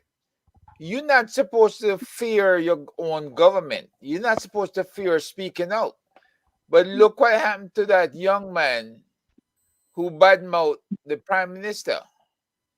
You had a senior superintendent of police and his team go and pull the boy out from underneath his bed and parade him in front of the television. Now, somebody like that should have sued that police officer, right? If you badmouth any minister here in the United States, in Canada, in the UK, they're not going after you in that fashion. And that's the example that the Crown, that's the Commonwealth has set, right? They don't need to do that. They need to respond to you in a humane fashion and to let you know what's right and what's wrong and whether they're doing the right thing in their beliefs or not, right?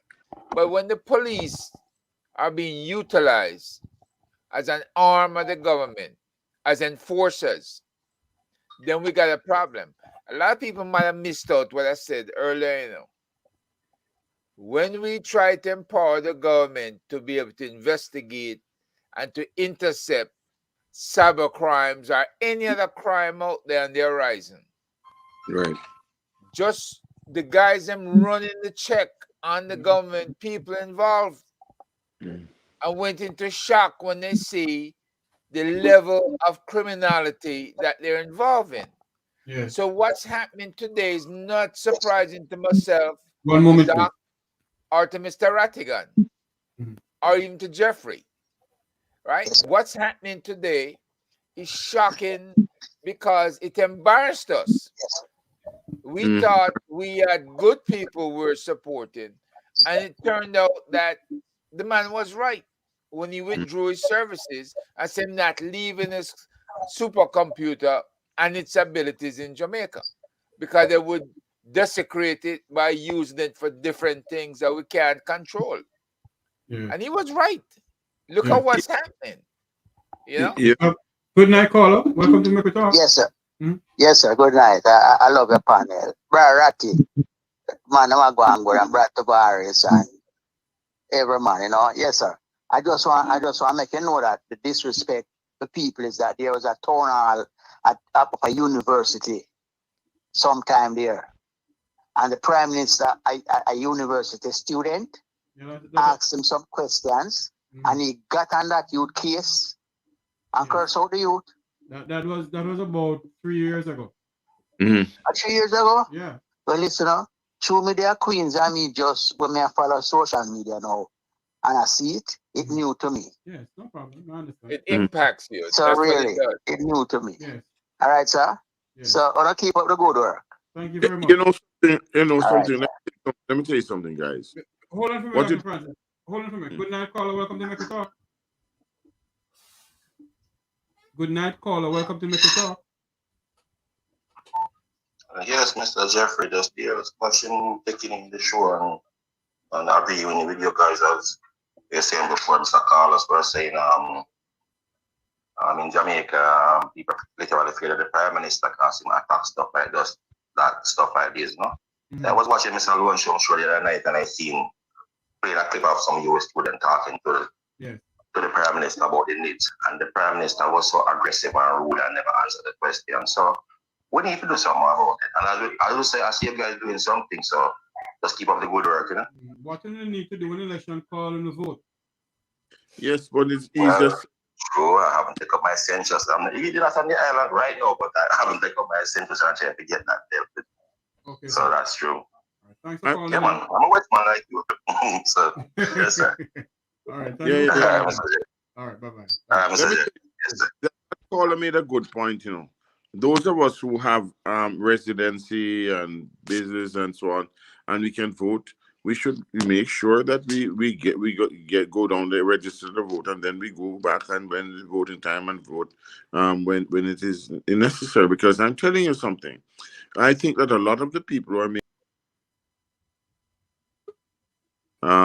you know, and by the way, let me just tell you, you can be afraid. People can make you afraid in Jamaica. People can make other people, you know, the small people, where people who can't defend themselves, people who don't have no backative. You understand me? They don't go after people who are backative, brother. They don't go after people with a zinc fence behind them like Rattigan. They're not going to go there. No, Good night, caller. Welcome to Mek Wi Talk. What's that? Good night, Mr. Jeffery Tavares, Herb, Mr. Rattigan, and Carlos. Question: is there a way we can organize a protest in the diaspora? Maybe we could start. You know what I'm saying? Start blazing a fire from here to let them know we're serious. Hang up for me. I will answer that question for you. All right. All right. All right. Okay. You know, you can protest. You can protest against the Jamaican embassy in Washington, D.C., or you can protest against the Jamaican consul generals in Miami and in New York, right? You can, and you can put on your placards what you're protesting against. You can organize that and you can get the permits for it, right? And you can go and then show that, hey, you're raising up certain issues in the diaspora, especially the issue as to whether or not we have standing. Because I don't believe, did the Prime Minister address that the other night, folks? Did you hear him say a word about standing? And nobody and nobody in the audience asked about it. And nobody asked him. Nobody had the chance to ask him because they screened the call. No, they had a chance, but they didn't. They had a chance. To ask questions and they did not. Wait, Mr. Rattigan. Let me just answer the question about protesting. Protesting is a unique feature of democracy where you can express your disapproval or your approval. Well, actually, when it's protesting, suggests that it's a disapproval. The anti-protest is the approval. A protest would probably work in America or overseas because you'd get the coverage. In Jamaica, I don't know if they'd even give you the permit. You can apply, but I don't know if they'd give it to you. And then if they gave it to you, there will be, I'm sure they put restrictions on it and they try to minimize it. And then it would be over. Here, especially if you're going to protest against the Jamaican embassy or the consulate, that would be big news because that's something that I don't think has ever been done. So that would be huge. That would be huge. And especially if you get a couple thousand people out there, it'll be big and it would be devastating to Jamaica. But let me just say that going back to the celebration of the politician because he built one road when he should have built 2 or 3. Now, one of the things that the Prime Minister said last night, and he's been touting it up, is the unemployment rate, 4.5. All right, you give him credit. You give him credit. But here's a problem. You need to ask if most of those jobs, if you can earn a livable wage, if you can feed your family with it, and the answer is going to be no. Because especially when you add inflation to it. So on one hand, you say, yeah, and you know, I wouldn't even question the methodology because it's the same methodology, it's a standard methodology. So you say, okay, it's 4.5. But then when you look and you say, okay, where are these jobs? Minimum wage. They can't feed their families.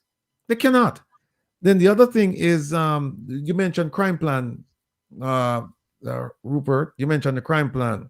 No, not yet. But I didn't mention it here. Oh, the other thing too is that with the people in the chat, I agree with you, Carlos. I agree with you. But here's what I tell those people. I add a little bit to what you say. I just tell them that, listen, we're all Jamaicans, and at the end of the day, we all care about the development of the country.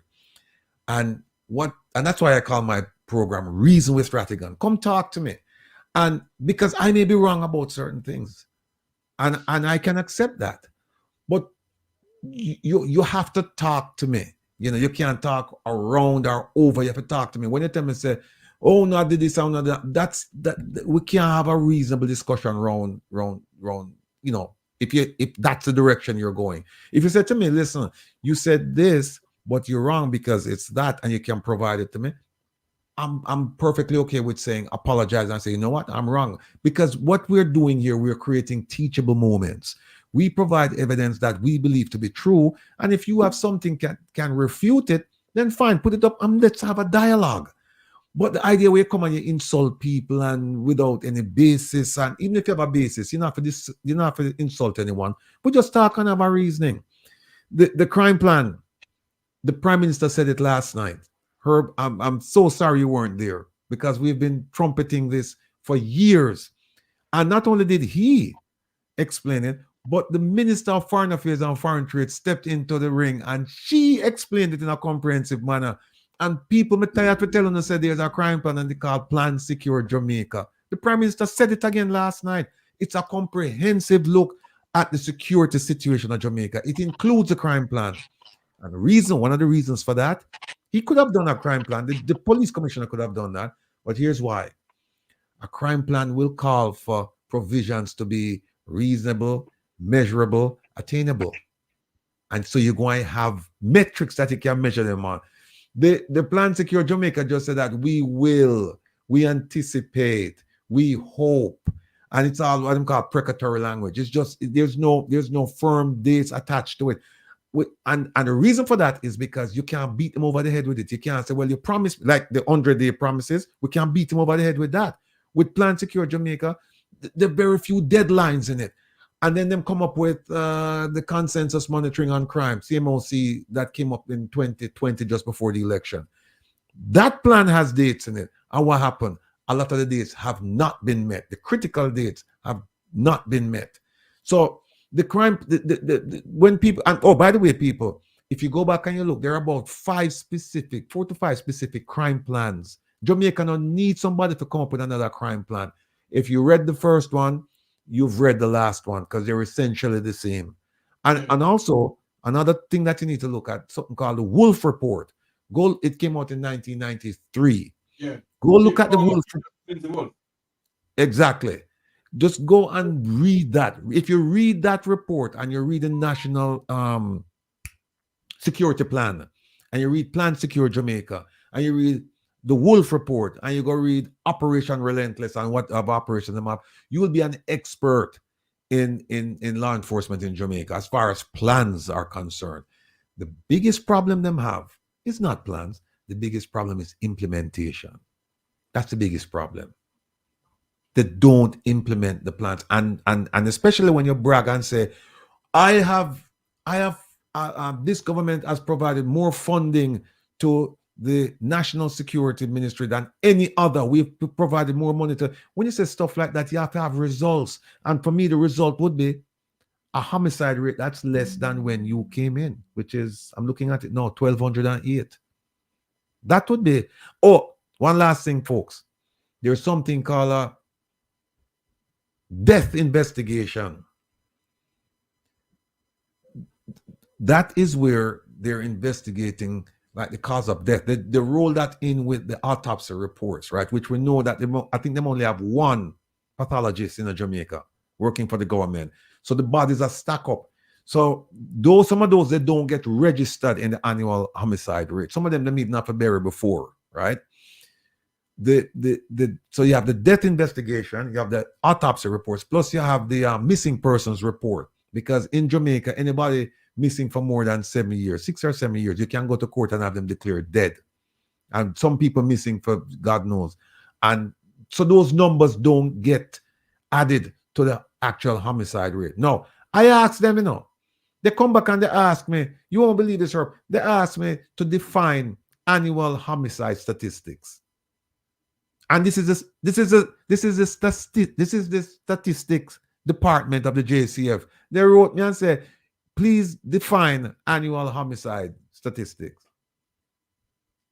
I said, but you're the statistic department, and them publish it. Me have it right. I said, them publish the annual homicide rate.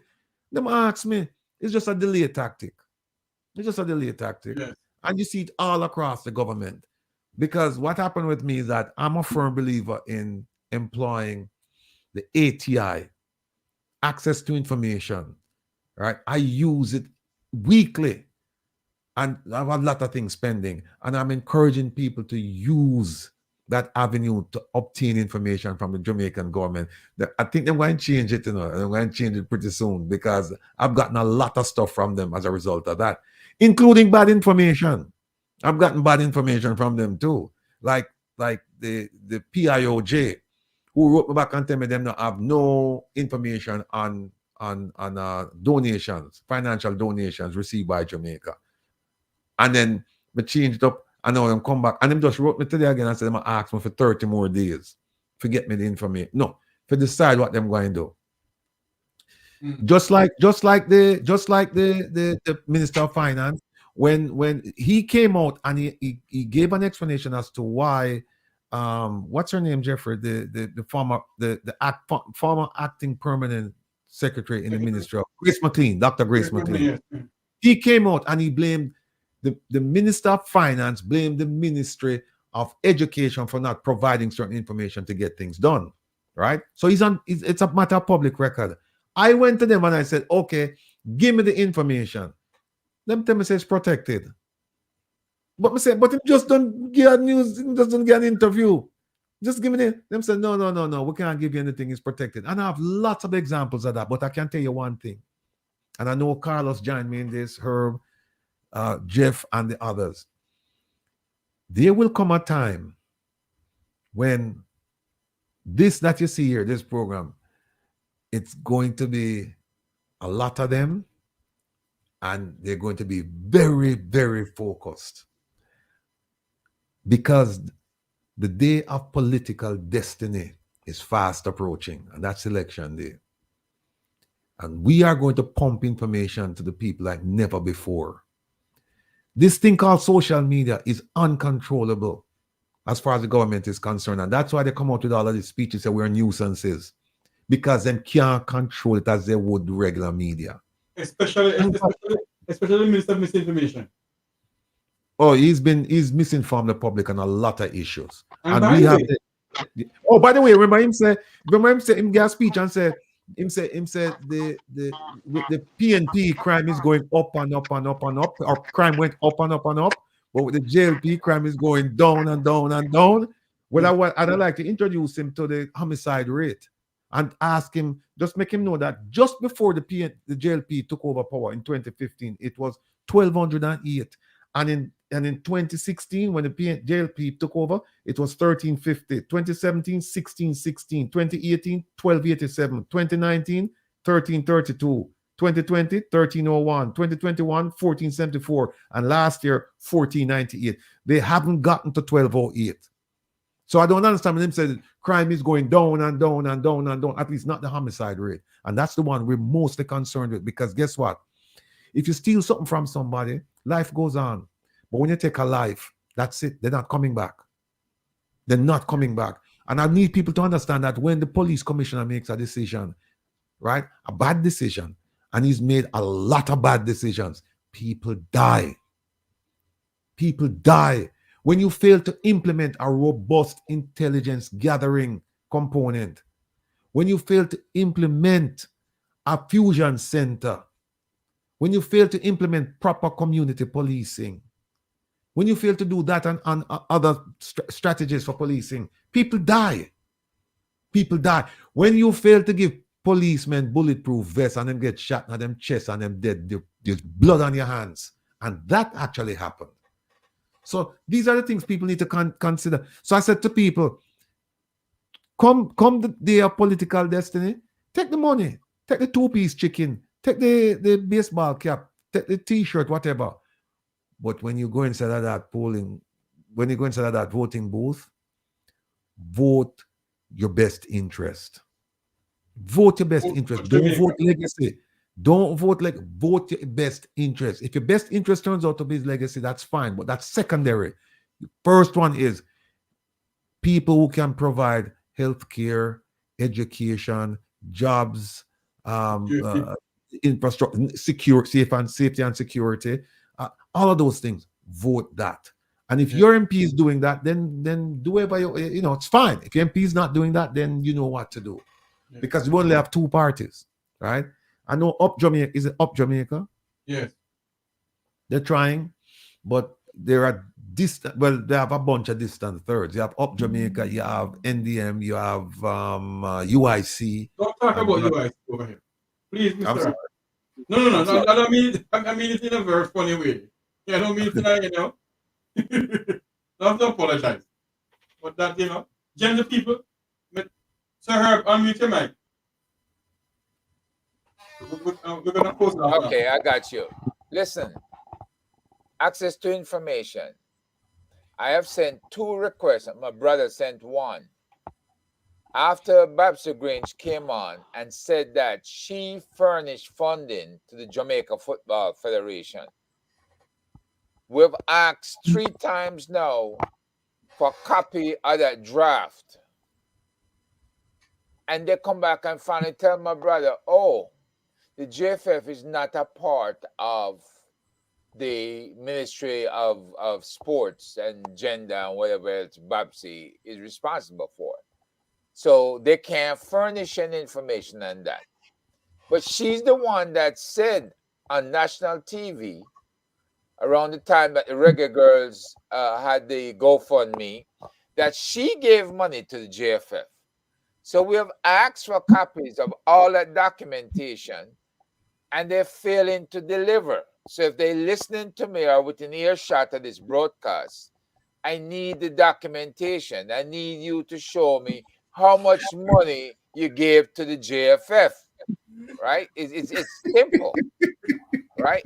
Because they're running the JFF the same way Andrew Holness running the government, right? The man at the top is all kind of corrupt deals them dealing with. And them can't even get elections straight. They're supposed to have elections this year. They move it into next year. They violate every bit of the Constitution. And nobody can do anything about it. And the girls still complaining that they didn't get all their money. And the way we work it out, they never got all the money. But yes, still the man can come on national TV and say they got all the money and he's not giving them any more. What kind of business is that? Herb, if they didn't respond to you, you can appeal to the tribunal, and after the tribunal, I guess you can take it to court. But here's another one. Here's another one that is just so barefaced. During the COVID, the diaspora had a telethon, and I'm collecting the correspondence that the diaspora had with the Jamaican government. And it is my understanding that they collected a huge sum of money, and they sent the money to a particular minister, and they've been asking for an account of that funding. And to date, can't get it. You know, gone. Or as Jeffery said, gone like Sammy Mouth. And as we close off tonight, I want callers. Start with the younger one, callers. Yes, Dr. Francis? Yeah, well, we have too much criminal. Hold on. Yes, Dr. Francis? I want to make a point. I just want to make a point. Why are you guys surprised? Why are you surprised? Money in the hand of a politician, money in the hand of many Jamaicans. I mean, I'm sorry to say I don't like Jamaica, but that's not true. The fact of the matter is that the girls are supposed to get their money, the men them supposed to, if you get money for people, give it to them. Right? And I mean, you know, I don't understand how Jamaicans can stand up and what have you and see that, like Carlos said, and don't do anything about it. The money the diaspora give. Yes. Was it given to the former Minister of Education? Was it given to the current Minister of Gender and Legal Affairs? Monies have been given to them all the time. Anytime there's a fundraiser that has been given to the ministry. Right? And they're supposed to account for it. Everybody knows that. Right? Everybody knows that. I mean, look at the Football Federation. My God. The guys, the runners, and all, you have to be begging for money. And when they're the ones who are bringing us glory overseas, come on. Yes. Our final word. We're going to close off now, Dr. Francis. We have been in from 7 o'clock. And, you know, I know Mr. Rattigan have to go in and munch before you go to bed. Well, yes, well, find out who you want. You want me to say somewhere, Carlos? No, let Carlos go first for me. Carlos. Yeah, it was nice being with you, and the brother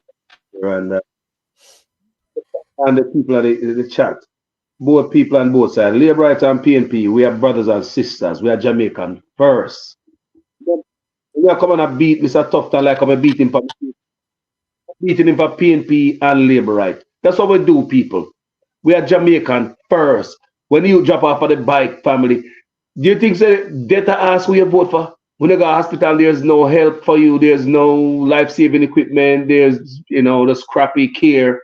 Do you think that ask who you vote for, people? Let's fight for our country. And for the last call, the caller will talk about protests. I think that's a good idea. I think them politicians are scared of that over here. Because one thing them scared of, that me a Rattigan say all the time, they're not scared of going to jail. They're scared of embarrassment more than anything else. Because them can't go above the law. In my book, Jamaican politicians are above the Jamaican law. So I believe if we get some people on the ground over here in every state, I will spread out, I will start protests. Every state where Jamaican live, come out, I don't care if it's 12 or 12,000 people. Come out and protest against corruption and crime in our country because corruption breeds crime. Corruption, people, look at the 6 people. We overseas, you and I know that wherever you at, it couldn't happen in your state where you at, don't it? Canada, only there Canada to protest. England, only there England to protest. We could do this, people. The call and make a very good idea and implanted a seed. We could think about it. A lot of you guys don't organize stuff. Me don't know if you organize stuff. So a lot of you guys don't organize stuff, but me have the page. We can advertise it. We can come on and announce it and make it go big, people. Let's fight for our country. Because you and I know, say, a lot of people in Jamaica are scared. You guys have friends down there. If you have family members down there, if you visit Jamaica, you will know that the people are don't like what's going on, but the people are afraid of the Prime Minister. They're afraid. People are telling me, in this old lady that tell me the other day, she don't want the Prime Minister send gunman for her and this and that for her. It's just the psyche that the taste bud that left in the people in brain after the pastor who preached against the Prime Minister was arrested. And then 2 guys get arrested who talk against the Prime Minister and have to come on social media and apologize. So the Prime Minister know what he's doing when he do that. He send a message. So other people fall up in them shell like a snail. There's so many people in Jamaica right now who want to talk. Ask anybody. But they're afraid they're dead. So make we do it in the diaspora, people. Make we do it for people. Just getting a better future for us back home.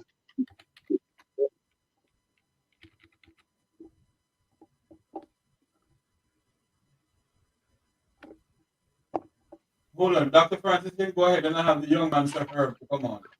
Yeah. Let me say this. That protest that started already, Carlos, in southern Florida. They did it against Mrs. Wholeness when she came here. It was huge. They haven't come back here since. She hasn't come back. They're afraid of South Florida because these people are vocal, right? And it should really happen anywhere. We should be able to. In addition to which, we have another angle. We can go to Congress, and as Herbert tell you, and the areas that we can, they're giving money and they're to our country, and we can speak to them about the efficacy of that and so on and so forth. We do have a Jamaican ambassador, and we can also write to him as well and to explain our what we think about what is happening in Jamaica today and the complicity of other countries. So yes, I agree with you, and I agree with that caller. And it was an engaging evening. Never expected it to go for so many hours, but with Jeffery, you never know. Thank you very much, Jeffery. Thank you very much. Although him cut me off every time, most of the time. Herb. I don't cut you off, Dr. Francis. What I said to you, mute your mic when you always trouble and get away with it, man. Come on, relax. Yes. And Herb, it was great seeing you again. And my brother from another mother, Zinc Fence, man. Renegade. We'll see you And you're supposed to come on tomorrow morning at on Super John's Radio. Tomorrow morning?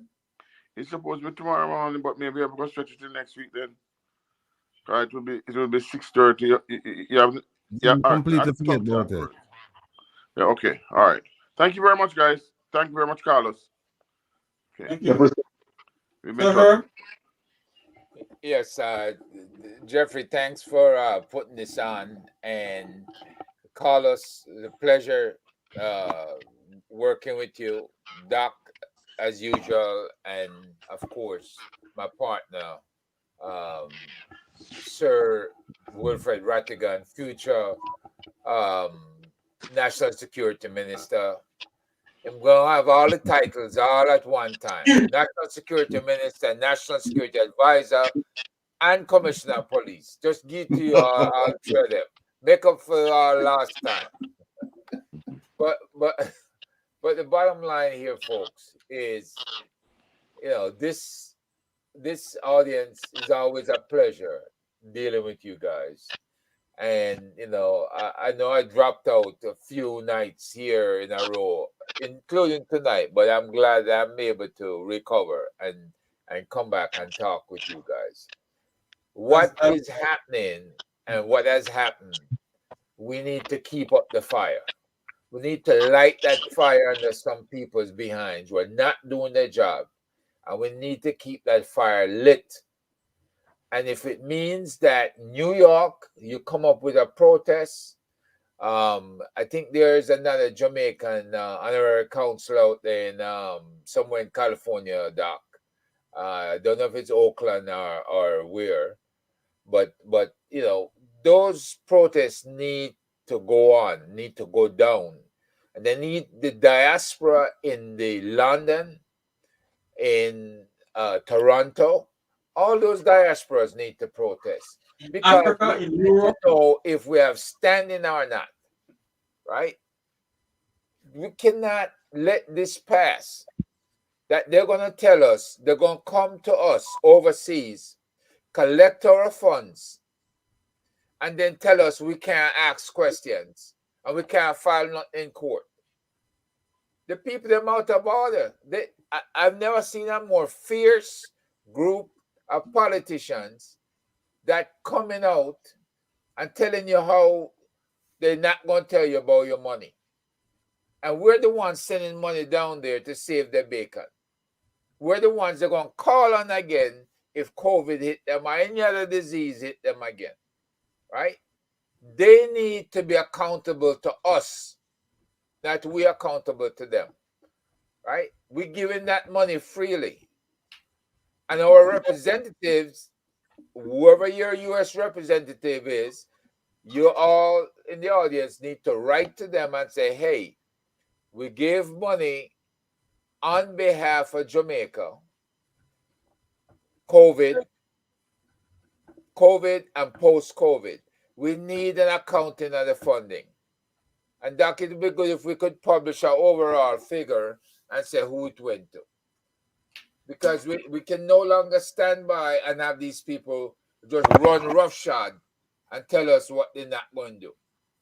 Because to me, them coming here and doing what they did was illegal in the first instance. Because there was no FARA regulation requirements met.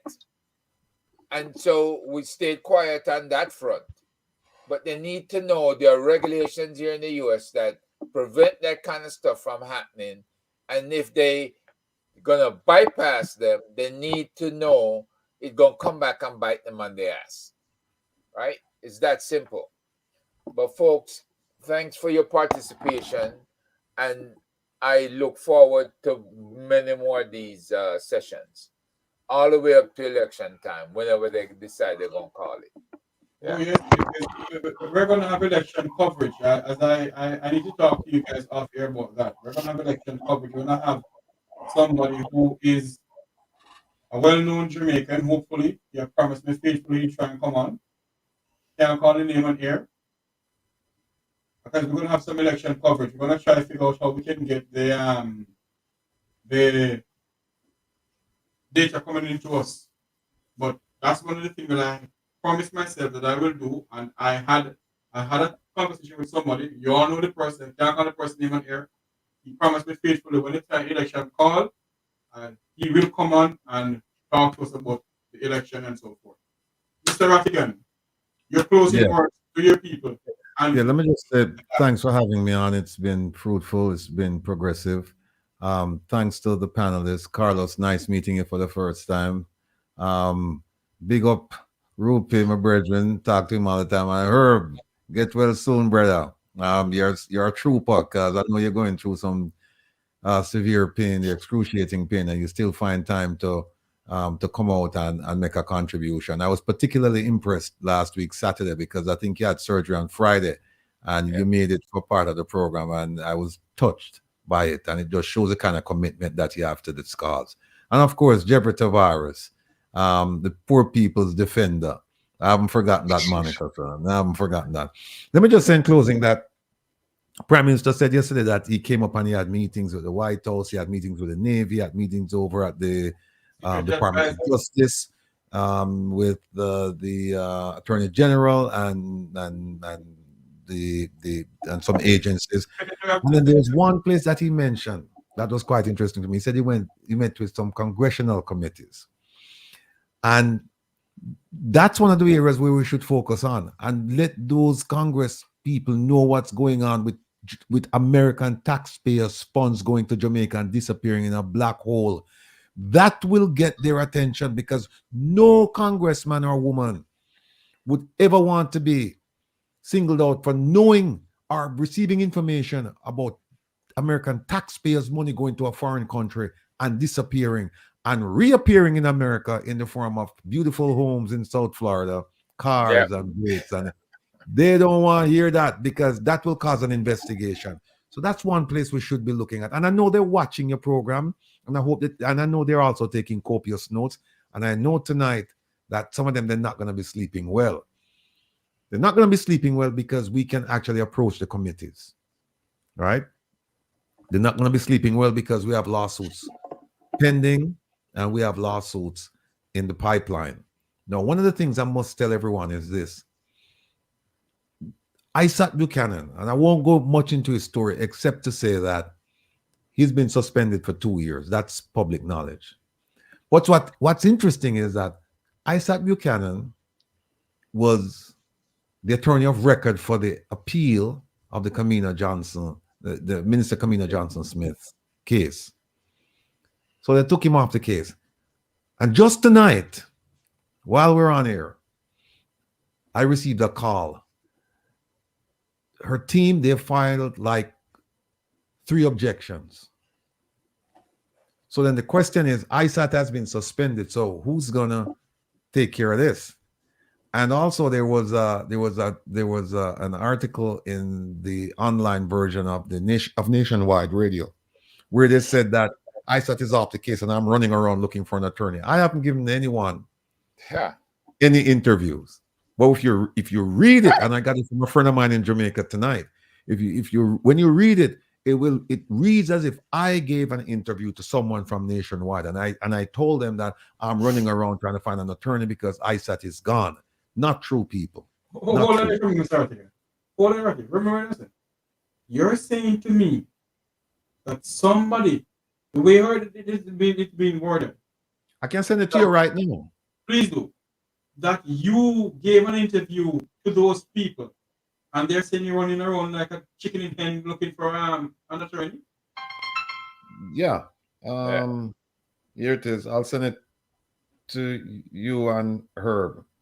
I don't have Carlos's thing, so you guys can just share it with him. There it is, Herb, and then Jeffrey. Here it is.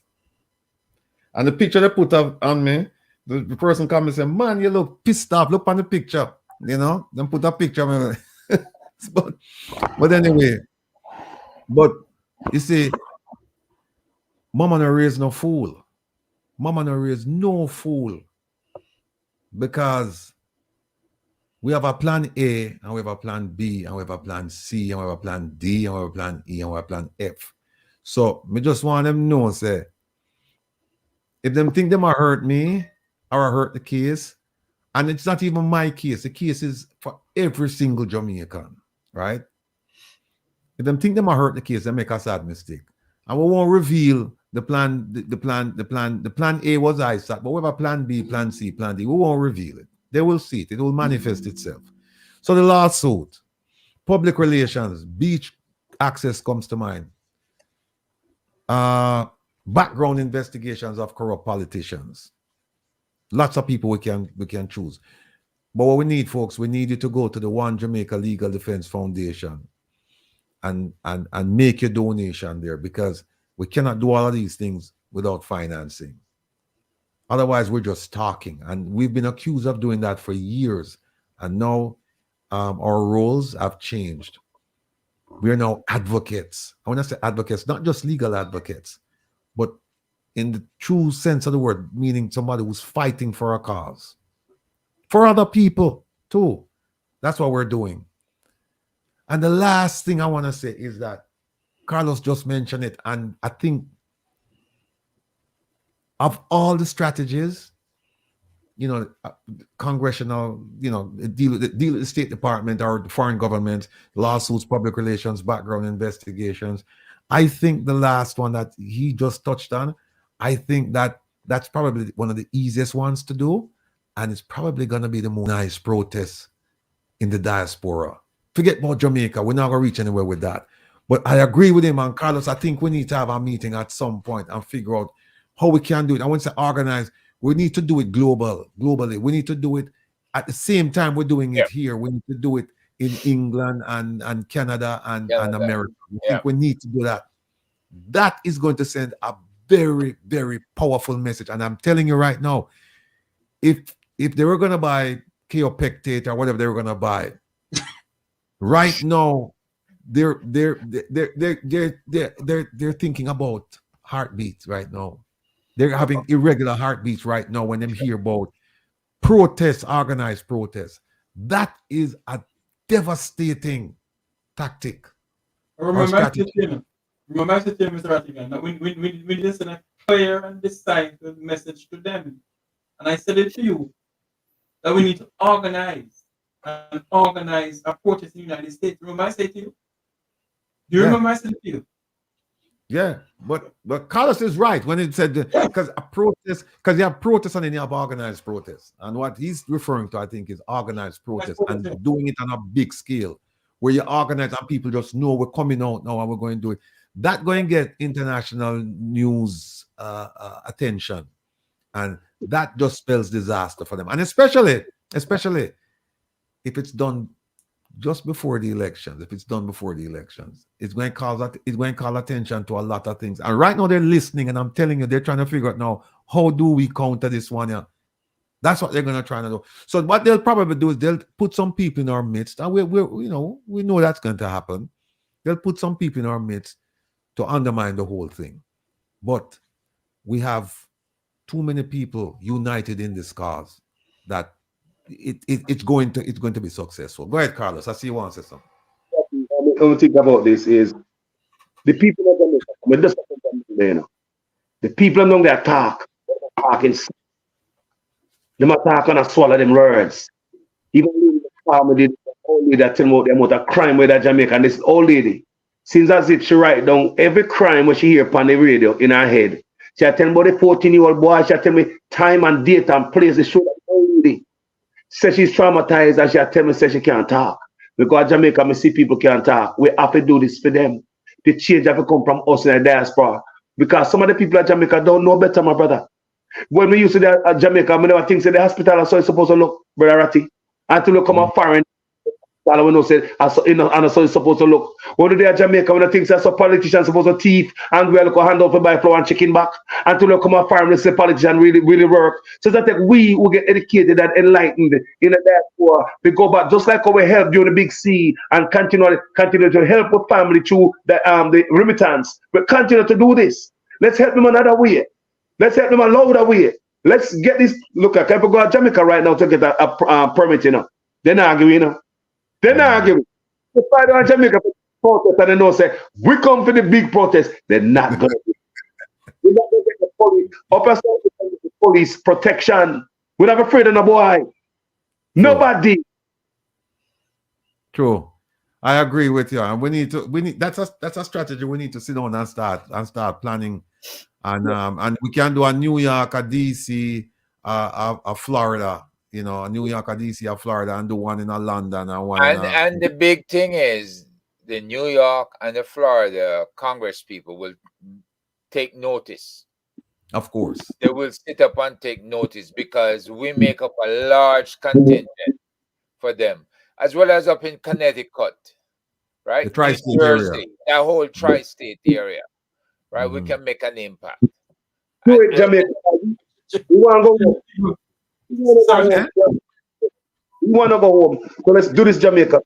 We want to go home. We're strong. We got it, people. We can do this. And look how they protest in America, people. When they protested, you know that people come out and split time, like somebody can spend 2 hours to come out, come protest before work. Somebody come protest after work and come hold the picket, while somebody go home, go get them child out of child care and go cook. Then we just people organize protest up us up. We need that, Jamaica, for our people and ourselves. Exactly. Yeah. I agree. Where's the Jeffrey?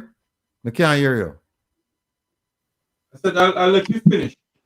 I have been getting 2 calls came into my phone a while ago. And I will not call the name of an artist, a well-known Jamaican artist, called my phone a while ago and said to me that we need to organize it and organize it properly. He is on board. He is on board. And believe you me, when this thing is organized, it will not be something I look willy-nilly thing. They're saying right now, these people are saying California is on board. California too. See, everybody are trying to jump in now. Yeah. Everybody are jumping. See, everybody are jumping because they know the right thing to do. We can do this, people. Yeah, even Clark and Maxine Walters. Yep. Protest in Jamaica make the police steer you down, scare you. I see protests in Jamaica. The police are not there to protect you in protests in Jamaica. They are there to bully you, to scare you, make you feel, you know, up here, people. The last protest I took you to on a live, people, it was a press at a news station. Reporters were protesting. You saw the police out there, people, as I show you, protecting the people who are protesting, protecting their rights to protest. Yes. We can do this. Yeah. Yeah. And I mean, and they allow you to protest in front of the building too. Yes, they protested right before the press. I did a live on it, Rattigan. Right before the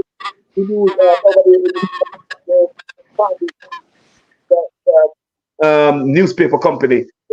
A car and did a live was showing Jamaican people how protests work here, and the police are right here to protect the people's rights to protest and make sure that the traffic is clear and all these things. We can do this, people. We can organize. We can provide water. We can do this, people. Well, what we should include also, if we go to Jamaica with this, is the police themselves protesting the fact that they have not been paid. Have they been paid, Mr. Rattigan?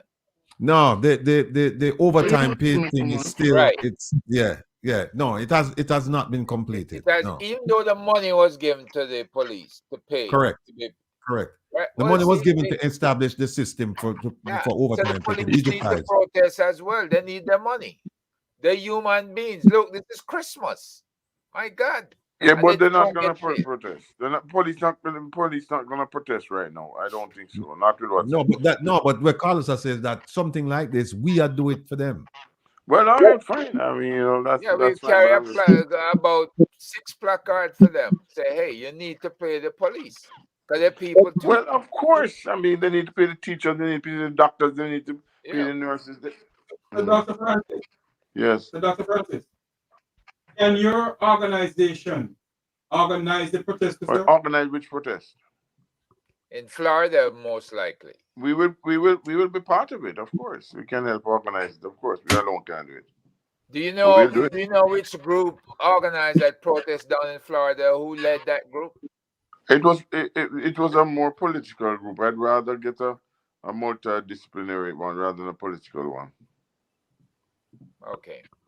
So I just we just have to liaise with the people. There were people on from Florida that I invited on that were listening in, and I just was responding to them a little while ago, and so on. There are people out there, and they're a quiet storm, but they can do things and put things together. Once people see the devastation, one that can happen in Jamaica, if these people are not checked, right, then it's going to, you know what I mean? So we have to just be strategic in how we do it. Okay, I know for a fact that the Congress thing will work.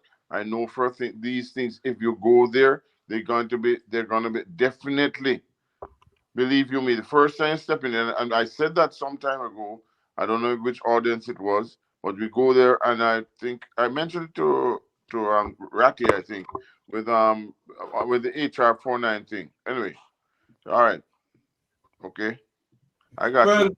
12:43 now. We need to close. All right, thank you very much, my friend. All the best. Hold on. We need to sit down and organize this.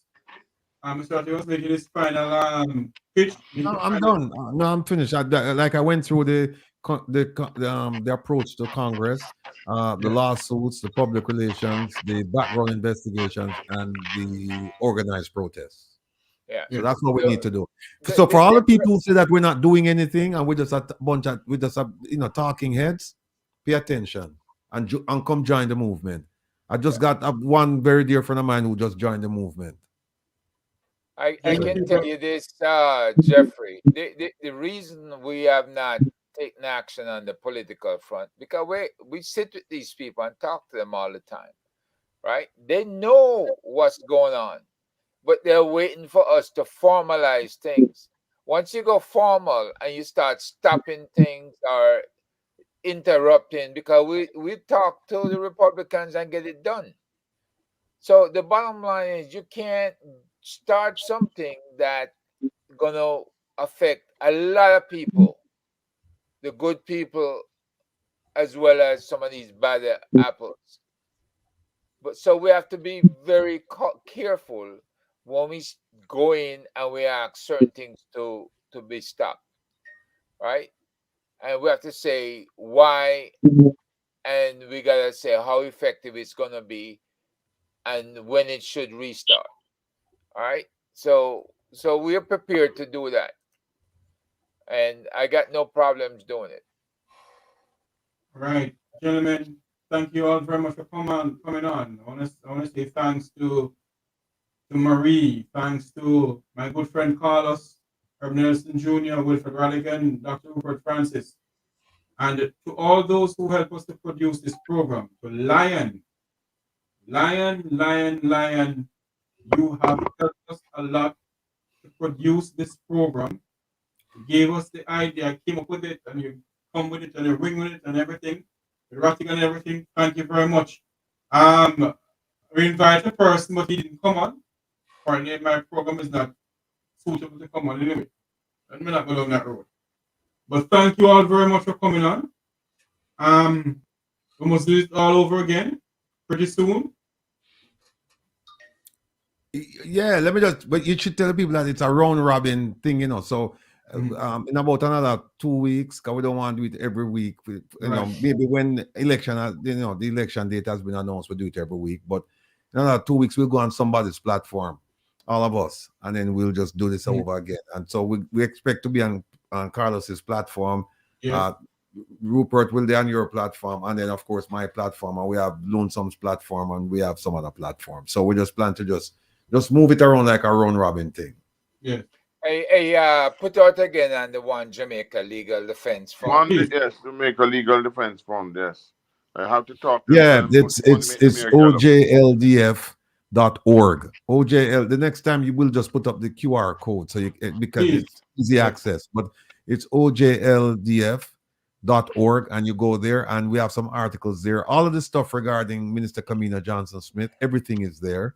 Yep. And we have a bunch of articles by Canute, Dr. Canute Thompson from UA, and we have some from Ambassador Curtis Ward, and there's some other things there as well.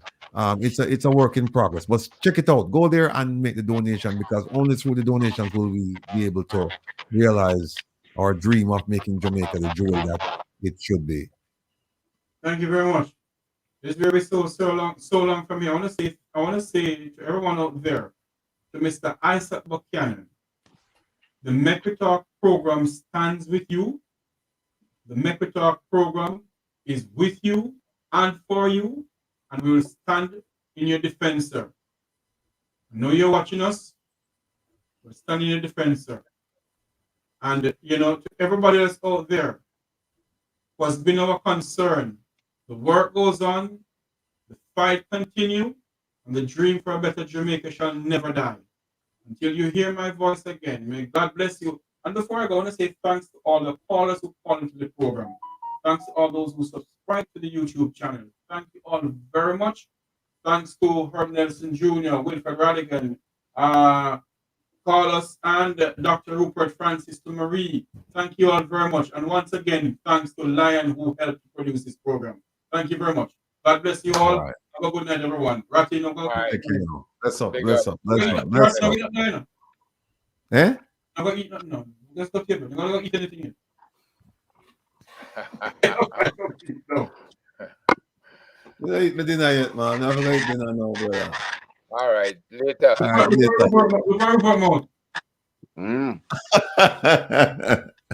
Yeah, you have no signal to plane and drive the signal to Dr. Francis. Yeah, man. Me good, man. Me good. All right, good night, everyone. Have a good night. Okay. When the game gets rough and this life just seems so tough, Mek Wi Talk, my people, Mek Wi Talk. When this town becomes an ugly place, don't let it erase the smile from your face. Mek Wi Talk, people, Mek Wi Talk. Conversation is the key, a guiding light for you and me. Spark a talk and you will see. Conflict solver A to Z.